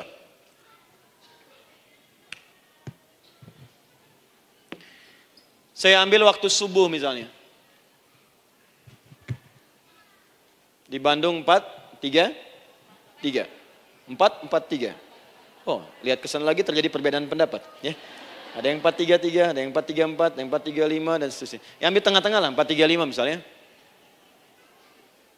Orang 4-3-5. Lihat sini, fokus. Allahu Akbar, Allahu Akbar. 4-3-5. Dipanggil salat, diseru. Kan tadi rumusnya di Quran surah 2 ayat 186. Faliyastajibuli. Kalau diseru cepat jawab, gitu kan? Nah, terus diseru 4-3-5 adzan. Allahu Akbar, Allahu Akbar. Begitu diseru, ibu langsung datang. Ya Allah, sudah adzan, seruan nih, saya siap-siap, saya ingin minta sesuatu. Nah, orang yang datang saat dia diseru Allah, dia pun datang kemudian untuk menyerunya, maka Allah pun akan menjawab apa yang ia mohonkan saat ia bermohon kepadanya. Perhatikan, dipanggil oleh Allah lewat suara muadzin, Allahu Akbar, dia merespon cepat, siap salat. Maka dia pun ketika memanggil Allah, seketika Allah pun akan jawab padanya. Sesuai dengan kadar responnya. Dipanggil saat itu, dia menjawab. Maka Allah pun akan ingat kepadanya hanya saat dia memanggil saja. Di saat panggil, diingat. Panggil, diingat. Jelas? Ini yang hebat. Dipanggil 4-3-5. Allahu Akbar, Allahu Akbar. Dia sudah ingat dari sejak jam 3:45. Dia bangun jam 3. Bisa. Padahal belum dipanggil. Datang. Bahkan Masya Allah, melakukan warming up dulu. Tahajud. Istighfar. Baca Al-Quran sebelum dipanggil. Masya Allah Bu, ibu mau datang misalnya ke istana. Janjian jam 7, datang jam 6. Di situ ibu kerjakan yang baik-baik dulu. Wah lihat. Terus kelihatan CCTV kan. Wah ini orang bagus banget nih. Mulia, bagus. Sampah diambilin, disapu. Kelihatan. Itu ibu belum datang pun udah dipanggil duluan. Ada orang yang belum dipanggil sudah datang menghadap Allah. Tahajud dia, zikir dulu, istighfar dulu. Ini orang, maaf ya, walaupun dia belum memanggil Allah, Allah sudah menyelesaikan semua persoalannya. Di orang-orang yang selalu ingat kepada Allah, walaupun Allah dalam waktu tidak memanggilnya, maka Allah akan mengingatnya sekalipun orang ini belum bermohon kepadanya. Maka ibu nanti akan temukan orang-orang yang langsung diselesaikan persoalannya oleh Allah bahkan sebelum dia bermohon kepadanya. Ada orang yang seakan gak punya masalah Bu. Bukan gak punya masalah, sebab setiap dia punya masalah, masalahnya diringankan oleh Allah. Seakan-akan gak ada beban. Ah ini indah hidupnya. Enak. Butuh sesuatu, sebelum nyari, datang. Ada persoalan, senyum dikit, selesai. Orang macet mengeluh, bikin status, dia macet malah senang. Dan hatinya dilapangkan oleh Allah. Bayangkan ada janji rapat jam 9, setengah 9 masih macet. Diprediksi di Google akan sampai 2 jam lagi. Yang lain mengeluh, telepon sana, telepon sini, ini. Dia enggak aja, lapang aja. Alhamdulillah ya Allah kasih macet. Morotal, saya mau dengerin surah Al-Baqarah. Buka, hafalin. Partnernya nelpon. Sampai di mana akhi? Ini sampai di surah Al-Baqarah ayat 186. Tidak ada yang sia-sia dari Allah. Sabar ya di sana. Ya, atau kita bisa koneksikan dari sini apa yang bisa saya selesaikan sekarang di sini sehingga sampai sana kita tinggal kesimpulan saja. Tenang hatinya. Gak ada gerasak, gerusuk, gelisah gini, telepon sana sini, klaksonin. Dasar lampu merah, lama, birunya sebentar. Padahal biru nggak ada, yang ada hijau kan. Rame. Jadi kalau sudah begitu enak Bu. Yang perempuan ada di Quran Maryam. Maryam kan perempuan. Dan Maryam itu bukan nabi, bukan rasul. Ingin memberikan pesan kepada ibu, perempuan dimanapun. Tidak harus jadi nabi supaya doa cepat dikabulkan. Tidak harus menjadi rasul. Ini Maryam bukan nabi, bukan rasul. Tapi dia ini luar biasa. Sebelum dipanggil udah datang. Zikirnya tak terlukiskan. Mohon kepada Allahnya luar biasa. Menjaga diri dari hal yang dilarang oleh Allah. Apa hasilnya? Sebelum diberikan bahkan oleh pamannya sudah ada kebutuhannya. Quran surah ketiga ayat 37. Kullama dakhala 'alaiha Zakaria al-mihraba wajada 'indaha rizqa. Setiap pamannya mau memberikan kebutuhan Maryam sudah ada di dalamnya, Bu. Tidak ada. Itu luar biasa. Mau makan, makanan ada. Mau anggur, anggur ada. Ya. Wah, itu luar biasa, Bu. Jadi bermohon bahkan sebelum waktunya. Sentuhlah ia tepat di hatimu, maka ia akan jadi milikmu untuk selamanya. Wah. Nah, itu doa tuh. Aduh, kemana-mana. Paham? Tuh. Jadi kalau yang standar-standar saja itu biasa. Maka datang sebelum waktunya. Datang. Atau datang pas dipanggil. Standar. Jadi kalau 4.35 adzan, Allahu Akbar, Allahu Akbar. Ibu bangun. Siap sholat, siap sholat. Itu standar. Yang dulu bahagia. Naikin lagi levelnya. Yang celaka itu ya ini nih. Dipanggil 4.35. Baru bangun 5.34.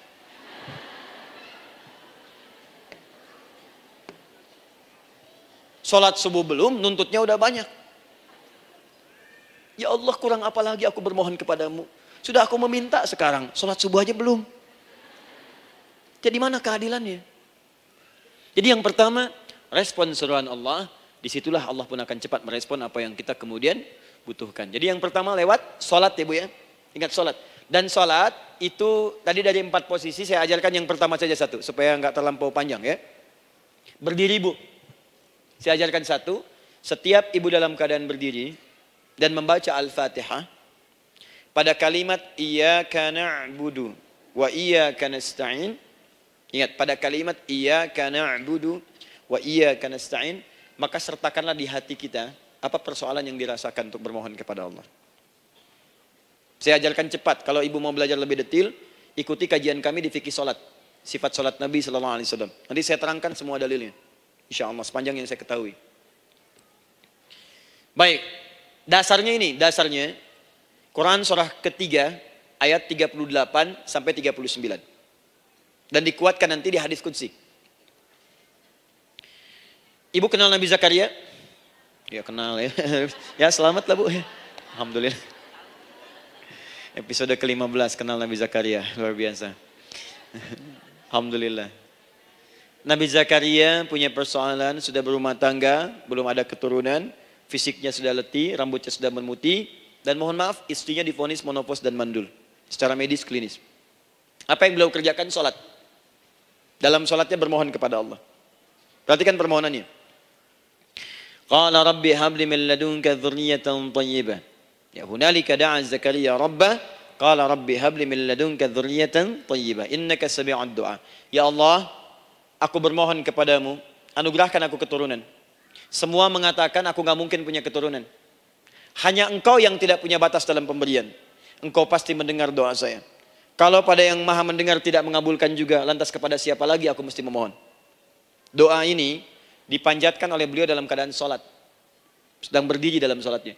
Jadi ibu maaf ya, tolong jangan salah berpikir. Semua nabi dan rasul, orang soleh sebelumnya itu sholat.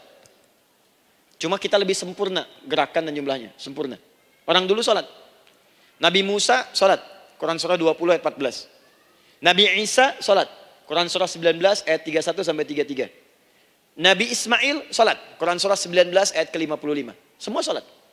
Sholat. Nabi Zakaria saat punya masalah sholat. Dalam berdirinya minta dalam sholatnya. Dari mana Ustadz tahunya beliau minta dalam berdiri dalam sholat? Ayat 39-nya baca. Quran surah ketiga ayat 39. Fanadatsul malaika, maka doanya itu dijawab oleh Allah. Datang malaikat menyampaikan jawaban. Wa huwa qaimun yusalli fil mihrab. Sedangkan beliau masih berdiri dalam sholatnya di mihrab. Masih berdiri dalam sholat. Sholat. Di dalam sholat itu minta. Makanya semua bacaan sholat itu permintaan isinya. Dan dikabulkan oleh Allah. Anallaha yubashshiruka bi Yahya. Allah kasih kabar gembira, engkau akan punya anak, langsung namanya dari Allah Yahya. Artinya hidup. Yang mustahil menurut manusia. Lahir dari rahim seorang perempuan yang divonis menopause dan mandul menurut medis. Kata Allah tidak ada yang mustahil bagiku. Lahir dan hidup dia, Yahya. Kapan terjadinya? Sedang sholat. Kapan saat sholatnya? Berdiri.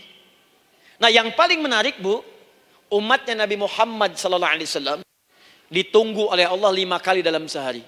Dan dimintakan sebelum sholat untuk menyiapkan permohonannya. Maka turunlah Quran surah kedua ayat ke-45.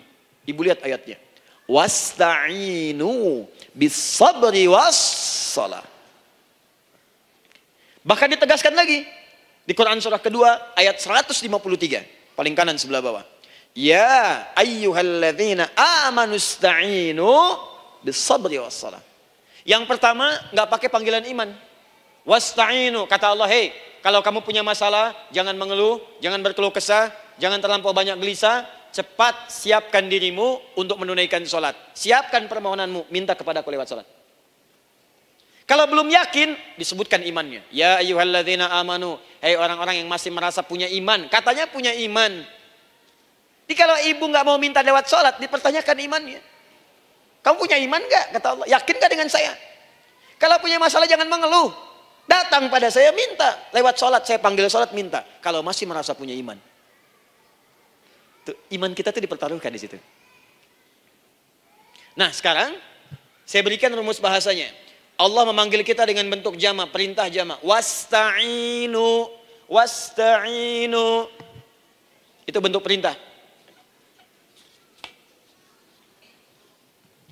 Wasta'inu, bentuk perintah.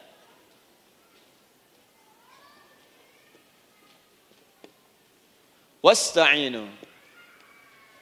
Dan jika kalian, perhatikan cara menerjemahkannya, dan jika kalian punya persoalan dalam hidup, punya kebutuhan, maka bergegaslah siapkan dirimu untuk minta kepadaku solusi. Wasta'inu, dan mintalah oleh kalian pertolongan, solusi.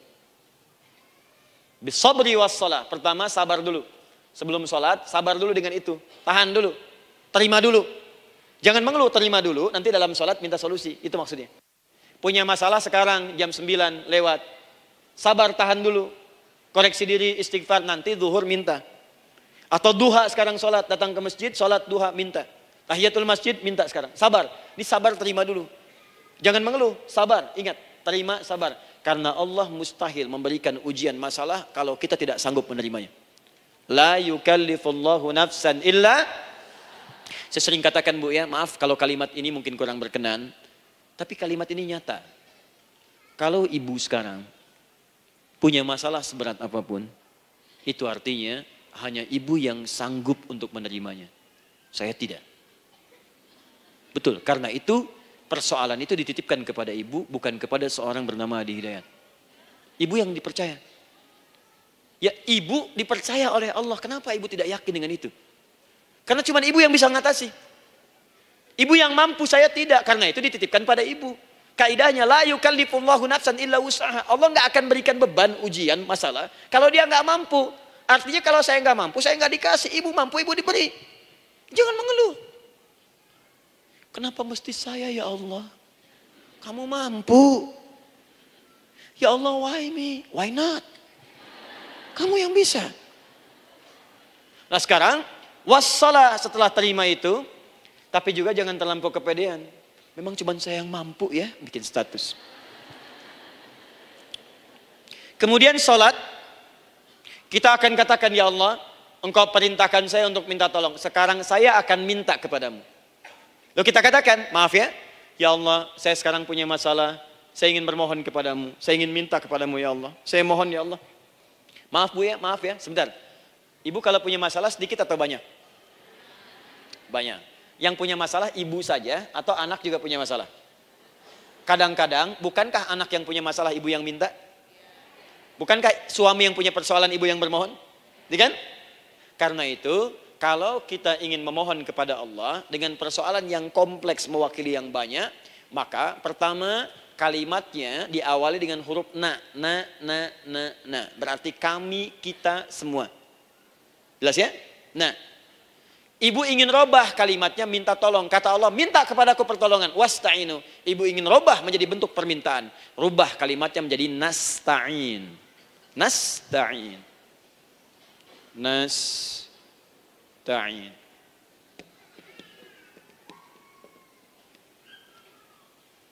Wasta'inu nasta'in. Minta kepada siapa tadi? Allah. Boleh minta kepada selain Allah? Tidak. Hanya kepada Allah saja? Hanya kepada Allah saja, hanya kepadamu ya Allah, tidak kepada yang lain, maka kalimatnya menjadi iyyaka. Iyyaka. Hanya kepadamu saja ya Allah. Engkau berjanji kalau ada masalah minta aku berikan. Sekarang hanya kepadamu saja ya Allah aku bermohon. Maka kalimatnya namanya iyyaka nasta'in. Sekarang saya tanya kepada ibu, apakah dalam sholat ibu membaca kalimat iyyaka nasta'in? Tuh. Saya mau tanya, ibu bacanya saat ruku atau saat sujud? Berdiri. Gak ada orang ruku baca kalimat ini. Allahu Akbar, iyyaka na'budu wa iyyaka nasta'in. Berdiri. Iyyaka na'budu wa iyyaka. Nah, sekarang saya bacakan hadis qudsinya. Tersambung dari Nabi sallallahu alaihi wasallam. Qala Rasulullah sallallahu alaihi wasallam, qala Allah azza wa jalla. Allah langsung yang berfirman lewat hadis qudsi. Perhatikan bahasanya. Qasamtu shalah baini wa baina abdi. Saya bagi dalam salat itu dua bagian, antara hak aku dan hak hambaku. Wali abdi ma sa'ala. Dan jika benar hambaku menunaikan kewajibannya dengan baik, menjaga hak-hak aku, maka pada saat itu apapun yang dia minta dalam salat aku akan berikan. Apapun. Kapan itu terjadi? Perhatikan kalimatnya. Idza qala al-'abdu. Kalau hamba mulai membaca dalam salatnya, Alhamdulillahi Rabbil Alamin. Alhamdulillahi Rabbil Alamin. Qala Allah Azza wa Jalla, seketika Allah menjawab, Hamadani abdi, hambaku sedang memujiku. Ibu ingat baik-baik bu ya. Ingat baik-baik. Setiap ibu baca Al-Fatihah dalam sholat itu Allah memperhatikan. Dan menjawab bacaan ibu. Tadi, masih ingat ketika saya katakan, Wa idza sa'alaka ibadi anni fa inni qarib, Allah itu dekat.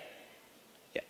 Wa idza qala al-'abdu ar-rahmanir rahim. Kalau hamba melanjutkan ar-rahmanir rahim, qala Allah azza wa jalla, Allah langsung menjawab, Athna alayya abdi, hambaku sedang menyanjungku. Wa idza qala al-'abdu maliki yaumiddin, ketika hamba berkata maliki yaumiddin, qala Allah azza wa jalla, Allah menjawab, majjadani abdi, hambaku sedang mengagungkanku. Sekarang perhatikan kalimat ini.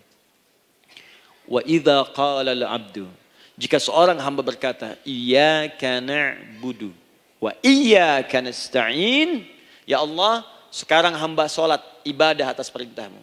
Dan hamba minta ya Allah, hamba punya masalah, hamba punya persoalan, dan kau janjikan minta dalam salat.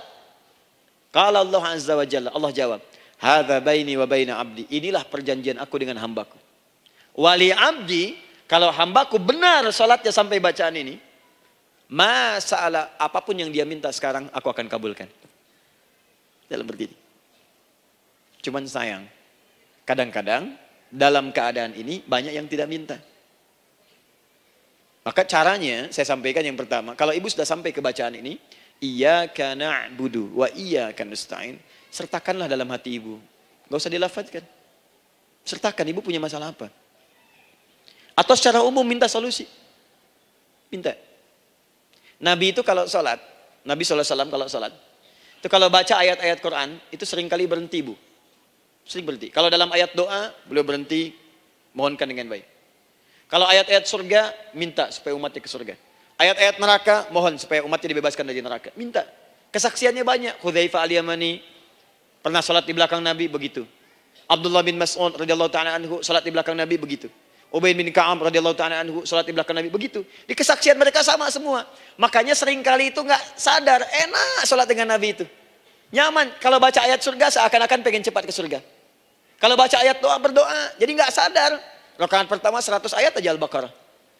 Ya, kadang-kadang lewat ke Ali Imran. Pernah rekornya 5 juz 4 halaman, An-Nisa ayat 176 baru berhenti. Ya walaupun besoknya nggak pada ikutan lagi. Ya, karena merasa ini kapan rukunya gitu, sekarang atau nanti, sekarang atau nanti. Tapi enak. Nah, saya ajarkan satu hal, kalau kita sampai pada bacaan Al-Fatihah tadi, jeda sejenak bu, rasakan itu, minta. Minta. Setelah itu, Allah ajarkan satu lafaz, kalau lafaz ini benar dibacakan oleh ibu, benar dibacakan, maka seketika doa akan dijawab. Langsung dikabulkan. Apa bacaan itu? Nanti dalam pelajaran selanjutnya kita akan bahas ya, insya Allah. Masih ada waktu? Oh ya, kalau masih kita bahas ya. Masih. Ada sesi mau jawab pertanyaan dulu, diskusi dulu, atau saya teruskan sebentar? Teruskan ya. Baik, kalau kita sampai jam 10, saya jeda sampai ke 9.45. Jadi 15 menitnya kita bisa diskusi ya. Baik. Apa lafaz yang kita bisa mohonkan? Teruskan ayatnya. Ihdinas siratal mustaqim. Ihdinas siratal mustaqim. Ihdinas siratal mustaqim. Ini Bu, nanti Ibu lihat dalam kajian tafsir yang kami sampaikan, juga dalam kajian fikih salat saya bahas dengan detail.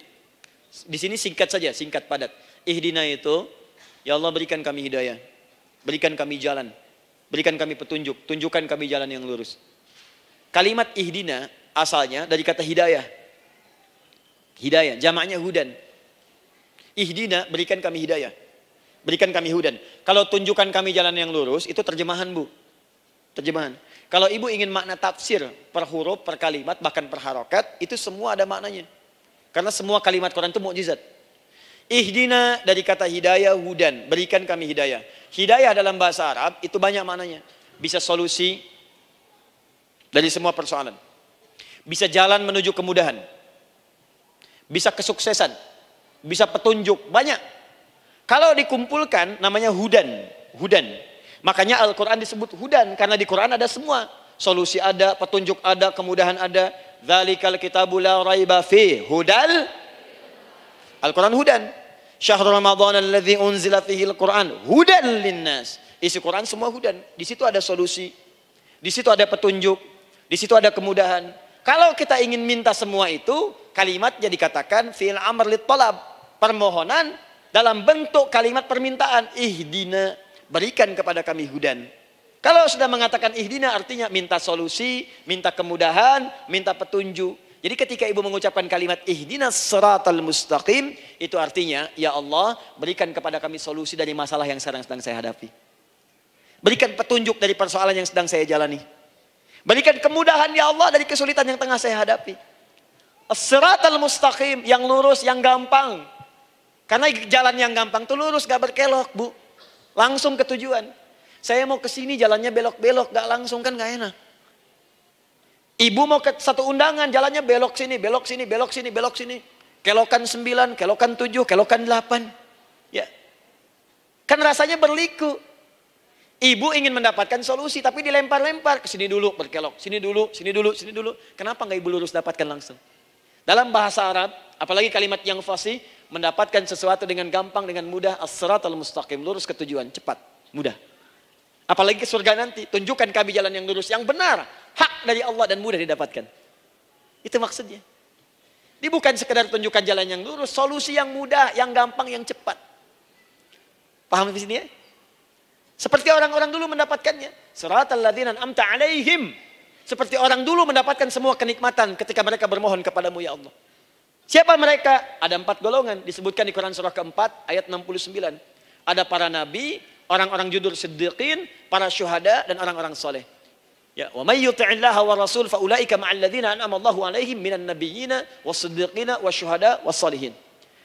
Para nabi dulu berdoa, ya Allah, saya ada masalah dikabulkan. Kita minta ya Allah, sekarang saya berdoa, tolong kabulkan seperti nabi-nabi dulu dikabulkan. Nabi Ayub sakit berdoa dikabulkan. Kita sakit dikabulkan. Nabi Ibrahim ada ujian dikabulkan. Nabi Ibrahim punya ujian dengan anak. Kita ada ujian dengan anak, minta dikabulkan. Anak-anak berselisih, ada yang dendam, yang iri. Seperti anaknya Nabi Yakub. Nabi Yakub berdoa dikabulkan, kita minta dikabulkan. Ada syuhada, berdoa dikabulkan, kita minta dikabulkan. Orang soleh berdoa, minta dikabulkan, kita minta dikabulkan. Ya Allah, seperti engkau kabulkan doa orang-orang dulu yang melahirkan nikmat, mohon kabulkan kami yang minta sekarang dan mendapatkan kenikmatan itu. Itu maksudnya. Ya, siratal ladzina an'amta 'alaihim. Siapa an'amta 'alaihim di sini? Ulaikal ladzina an'amallahu 'alaihim. Sama persis kalimatnya. Minan nabiyyina was-siddiqina wasyuhada'i was-shalihin. Ini jangan diartikan sebatas terjemahan. Walaupun di musim haji sekarang itu bisa dipakai. Saya tugas 2010 di Mekah. Ada jemaah kesasar, lupa maktab. Kemudian ingin balik, nggak tahu jalan. Dia ketemu askar. Askar nggak bisa bahasa Indonesia, dia nggak bisa bahasa Arab. Tapi dia hafal Al-Fatihah. Datang kepada askar, dia tunjukkan gelangnya. Pak, ihdinas siratal mustaqim. Tunjukkan saya jalan yang lurus. Bikin gelang. Askar nggak bisa bahasa Indonesia. Dikasih bahasa Arab nggak paham-paham. Tapi askar ini pun cerdas. Dia tunjuk, dia lihat gelangnya. Oh, maktab sana. Siratal ladzina an'amta 'alaihim ghairil maghdubi 'alaihim waladdallin. Lurus, jangan belok-belok. Kalau belok nanti engkau tersesat atau dicaci maki orang. Maghdub ya dicela orang. Dhalin tersesat, kan? Jangan dicela, jangan sesat, lurus. Tapi kalau dalam berdoa dalam sholat minta di hati hadirkan. Jelas ya? Nah, itu posisi pertama. Jadi pertama minta lewat sholat. Yang kedua cepat rajin istighfar, Bu. Saya cepat ya, rajin istighfar. Masih ada 7 menit lagi. Ibu rajin istighfar. Astaghfirullah, astaghfirullah, astaghfirullah, astaghfirullah. Itu yang paling singkat. Astaghfirullahaladzim, astaghfirullahaladzim, astaghfirullahaladzim. Itu yang menengah. Astaghfirullahaladzim, alladzi la ilaha illa huwal hayyul qayyum wa natubu ilaihi. Astaghfirullahaladzim, alladzi la ilaha illa huwal hayyul qayyum wa natubu ilaihi. Astaghfirullahaladzim, alladzi la ilaha illa huwal hayyul qayyum wa natubu ilaihi. Itu yang cukup panjang. Ibu rajin istighfar. Orang yang rajin istighfar itu diantara yang disebutkan dalam riwayat-riwayat adalah orang-orang yang cepat dijawab doanya. Hanya dengan istighfarnya. Jadi dia tuh punya keinginan, dia nggak katakan. Jadi keinginan di benaknya dia, terus dia istighfar. Astagfirullah, astagfirullah, astagfirullah. Itu kalau benar rajin istighfar, seketika dikabulkan. Cepat. Ada seorang yang hidup, ini tukang roti. Di zaman Imam Ahmad bin Hanbal. Saya pernah kisahkan ini di beberapa keadaan. Orang ini itu ahli istighfar. Jadi maaf ya Bu ya, bukan istighfarnya pas ada keperluan aja, bukan. Ada ta'lim Ustaz Adi, sab pertama astagfirullah, astagfirullah, astagfirullah, bukan. Besok ada arisan, astagfirullah, astagfirullah, bukan. Jadi bukan ada keperluan, istighfar bukan. Orang ini membiasa istighfar. Jadi setiap mengerjakan apapun dia istighfar. Mau minum, bismillah, astagfirullah, astagfirullah. Dia setiap buka adonan, astagfirullah, astagfirullah. Nah satu ketika, Imam Ahmad itu nggak tahu kenapa, pengen datang ke daerah itu. Ya kalau misalnya ibu tinggal di Cicahem, misalnya kan Imam Ahmad tiba-tiba pengen ke Cicahem aja. Terus karena lelah, mampir ke masjid. Istirahat di dalam masjid. Tiba-tiba kata penjaga masjidnya, DKM-nya, marbotnya, ya Syekh, idhab, pergi, nggak boleh tiduran di sini. Kata Imam Ahmad, saya kan cuma numpang istirahat, nggak boleh keluar. Dan dia nggak tahu kalau itu imam besar. Dan Imam Ahmad itu sudah populer Bu, sangat famous, familiar. Cuman orang kan nggak pernah lihat wajahnya. Dulu kan nggak ada Facebook, nggak ada Instagram, nggak ada handphone, nggak ada apa-apa. Jadi kalau orang terima Ahmad, ya Ahmad aja kemana-mana. Oh, no, Imam Ahmad, dia Imam Ahmad, Imam besar, Imam Syafi'i, Imam besar. Tapi nggak pernah lihat. Sekarang kan udah kelihatan. Ya, udah kelihatan. Sekarang banyak. Makanya orang dulu tuh senang begitu tahu, dikasih tahu, Nabi aja ke Madinah Bu, nggak ada yang tahu kalau itu Nabi Muhammad kalau belum pernah lihat. Karena beliau di bawah, Abu Bakar di atas. Abu Bakar kan naik kan, untanya Nabi. Nabi Muhammad pas di bawah gantian tuh di jalan. Orang mengira yang di atas unta Nabi Muhammad. Padahal Nabi Muhammad yang jalan kaki, nggak kelihatan. Makanya responnya bola ketika tahu Nabi, senang luar biasa. Minta doa, minta ini, minta itu. Orang sekarang tidak, karena sering banyak lihat di TV media sosial, begitu ketemu minta foto. Ini lain kisahnya, nggak tahu dia, pergi keluar. Kata Imam Ahmad, ya sudah, keluar beliau, nggak mau ribut. Istirahat di luar, di pelataran. Di sini juga nggak boleh. Lihat kalimatnya, barwah, keluar, pergi. Barwah itu kasar Bu. Begitu kemudian didebat lagi, saya cuma di luar. Rawah itu dari kata roh Bu, itu paling kasar. Artinya keluar dengan roh-rohnya sekalian. Rohnya pun jangan di sini. Ya. Jadi kalau ibu nanti di Masjidil Haram misalnya kan, ada kalimat itu artinya kesel Bu askarnya. Ya, keluar. Misalnya idzabi enti, nggak mau, saya mau di sini. Ya, barwa pergi, sampai ke ruah dengan roh-rohnya. Itu artinya ibu disuruh pergi. Ya, bukan jangan mengelak lagi. Rawah. Saya bukan rawah, saya rohayati. Suruh pergi. Imam Ahmad pergi tuh akhirnya. Pergi, di jalan kelihatan lah tukang roti tadi. Begitu kelihatan capek lah dipanggil, Syekh, kayaknya lelah istirahat di sini. Dan tukang roti pun nggak tahu kali itu Imam Ahmad. Begitu istirahat, duduk, kelihatan lah Imam Ahmad setiap buka adonan, astagfirullah. Bikin lagi, astagfirullah. Imam Ahmad tahu faidah itu. Tapi ingin menguji tukang roti ini, ditanya. Ya akhi, kamu ini kenapa setiap Anda menanam adonan itu, tepung itu, Anda mengucapkan istighfar, astagfirullah. Perhatikan jawabannya. Wallahi demi Allah, tidak pernah saya beristighfar dalam setiap aktivitas saya, kecuali Allah selalu mengabulkan doa yang saya mohonkan. Di setiap minta, astagfirullah, astagfirullah, itu dikabulkan. Cuman satu yang sampai sekarang belum terkabul. Apa itu kata Imam Ahmad? Saya ini selalu bermohon kepada Allah, ya Allah, mohon sebelum saya wafat atau setelah ia wafat, pertemukan saya ya Allah dengan Imam Ahmad bin Hambal. Sebelum saya yang wafat atau Imam Ahmadnya yang wafat, pertemukan ya Allah dengan Imam Ahmad bin Hambal.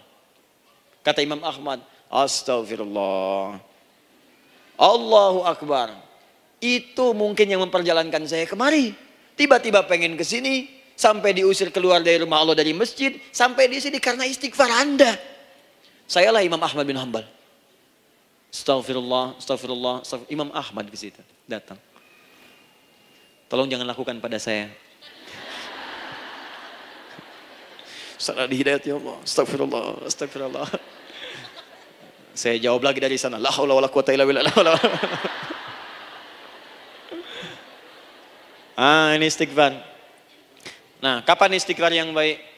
Istighfar yang baik dilakukan setelah tahajud sebelum fajar. Saya ulang ya. Setelah tahajud sebelum fajar. Dalilnya Quran surah ke-51 ayat 18. Baca dari ayat 15 sampai 18-nya. Jadi ibu kalau mau seperti itu, rajin tahajud dulu bu. Tahajud. Setelah itu biasakan istighfar. Itu latihan dulu, itu baru latihan. Ingat ya, istighfar menjelang fajar di waktu sahar, itu baru latihan. Astagfirullah, astagfirullah, astagfirullah. Nanti kalau sudah banyak latihan, ibu akan refleks. Mau duduk masuk mobil, astagfirullah. Duduk mau makan, astagfirullah. Ya, kadang-kadang ibu mau ambil handphone, astagfirullah. Itu refleks di lisan kita keluar. Ahli istighfar itu nggak direncanakan keluar di lisannya. Astagfirullah, astagfirullah, astagfirullah. Kalau sudah seperti itu, berbahagialah. Karena apapun kadang ibu inginkan, sepanjang itu ibu butuhkan, seketika dikabulkan. Ya. Yang ketiga, yang terakhir. Sudah 9:45, boleh sedikit? Ya, yang terakhir ya, terakhir. Jangan khawatir, setelah ini selesai. Jangan khawatir. Yang ketiga, ini amalan yang paling dahsyat. Jadi yang pertama minta dikabulkan. Yang kedua baru istighfar dikabulkan. Yang ketiga nggak ngapa-ngapain dijawab. Artinya baru terbersit, ada keinginan jawab seketika. Amalan yang ketiga ini adalah amalan yang dikerjakan karena cinta kepada Allah Subhanahu wa taala. Mahabbatillah, kecintaan kepada Allah. Amalan yang dikerjakan karena cinta kepada Allah Subhanahu wa taala. Amalannya mencintai Allah. Beda bu. Salat dengan cinta dibandingkan dengan salat karena memenuhi kebutuhan atau kewajiban saja, itu akan lain. Ibu kalau benar-benar mencintai Allah, maka dalam salat pun persiapannya akan beda. Saya beri contoh gini ya. Dari pakaian akan lain kata Al-Quran. Quran surah 7 ayat 31. Ya bani Adam khudhu zinatakum inda kulli masjid. Hei anak cucu Adam, kalau ada panggilan dari masjid, kenakan pakaian terindahmu. Di orang-orang yang mencintai Allah saat akan sholat, dia akan perhatikan dari pakaiannya. Jauhkan dari yang haram.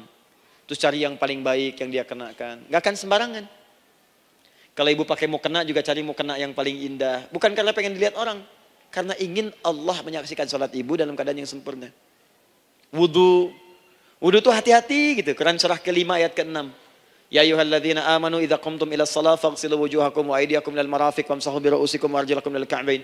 Jika ada orang beriman mencintai Allah, mau salat dia mau wudu, wudunya enggak akan sembarangan, Bu. Cuman basuh. Ya, bagian kepala juga harusnya kepala, dia rambut, takut selesai. Sampai ke kaki cuma disodorkan di keran, beres. Itu sih anak kecil juga bisa. Orang ini lain. Dia akan pelan-pelan dilihat secara sempurna. Hati-hati, kerjakan karena Allah, karena ingin baik. Kalau orang sholat, hanya kebutuhan saja, maka yang penting dia takbir sampai salam selesai.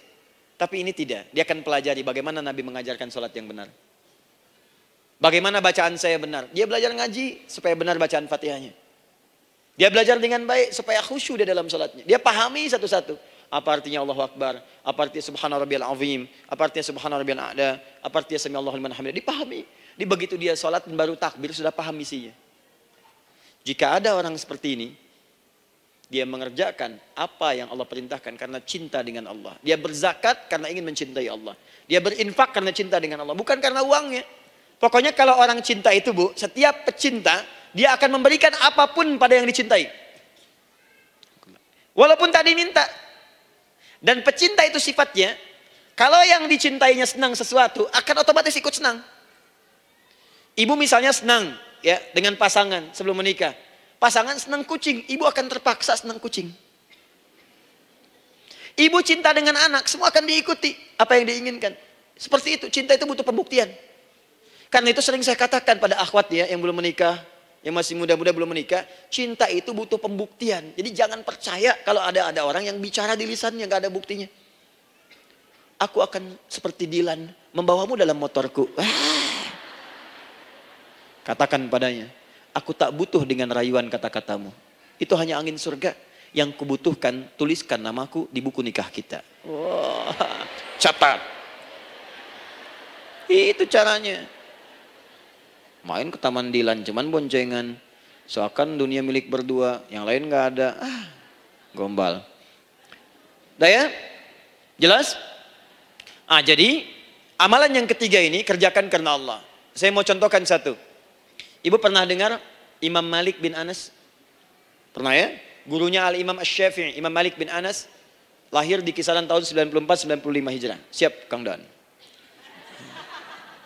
Wah, ini terakhir nih, saya tutup nih. Benar-benar terakhir. Betul-betul. 10 menit lagi kalau ada nanti tanya jawab, sedikit. Imam Malik ini, Bu, itu Masya Allah. Saking cinta pada Allah dan Rasul, itu tidak pernah, jangankan sholat. Dalam beliau memberikan fatwa pun akan mencari pakaian yang paling bagus. Paling indah. Dan beliau menjaga adab dalam menyampaikan kalimat Nabi pun itu luar biasa. Sampai satu kali pernah pakai jubah bagus, indah, ada lebah menyengat di kepalanya, sedang menyampaikan hadis. Saking hormatnya terhadap hadis Nabi, lebah itu dibiarkan menyengatnya. Nggak mau memutus kalimat Nabi, hadis Nabi hanya untuk mengusir lebah, dibiarkan sampai tersengat. Apa yang Allah berikan kepada beliau? Allahu Akbar. Satu kali singkat, berdiskusi dengan muridnya Al-Imam Asy-Syafi'i. Kata Al-Imam Asy-Syafi'i, ya guru, setahu saya rizki itu dicari dulu baru dikasih. Imam Malik lebih tinggi ilmunya pada saat itu. Beliau tahu ada 8 jenis rizki. Ya Syafi'i, ada rizki yang tidak perlu dicari, Allah berikan. Wah, berdebat tuh sampai berpisah. Setelah itu secara singkat Imam Asy-Syafi'i lewat di kebun anggur sedang panen anggur besar. Tiba-tiba tergerak untuk membantu, datang ke situ bantu. Begitu selesai dikasih hadiah anggur banyak, besar-besar, indah, enak, gitu kan? Ketika diberi itu langsung senang beliau. Bukan karena anggurnya, karena merasa pendapatnya benar. Jadi begitu bekerja baru dapat. Dibawalah anggur ini diberikan pada gurunya. Perhatikan adabnya terhadap guru. Jadi kalau ibu adabnya bagus pada guru, keberkahan dapat, ilmunya pun menghunjam di jiwa. Imam Syafi'i nggak merasa benar, tapi memberikan sebuah jawaban dengan adab. Guru, tadi itu ada panen anggur, saya mencoba membantu. Begitu saya bantu dikasih anggur, dikencangkan kalimatnya. Begitu saya bantu dikasih. Dibantu dulu baru dikasih. Kalau saya nggak bantu, saya nggak dikasih. Apa jawab Imam Malik? Imam Malik tersenyum, tertawa. Tabassama dhahika. Masya Allah, Syafi'i, bahasa kita. Tadi itu saya keluar, mau ngajar. Siang-siang terik begini, saya kepikiran, ya Allah, kalau makan anggur yang enak-enak, enak banget sekarang ini. Ada anggur sekarang. Tuh. Murid berikhtiar, guru mendapatkan hasil. Setelah itu Asy-Syafi'i naik dan jadi bintang di zamannya, sampai kekinian pun luar biasa. Dan mendapatkan barakah gurunya, seperti gurunya dapatkan, muridnya pun meraihnya. Itulah 3 cara bagi kita untuk bermohon kepada Allah.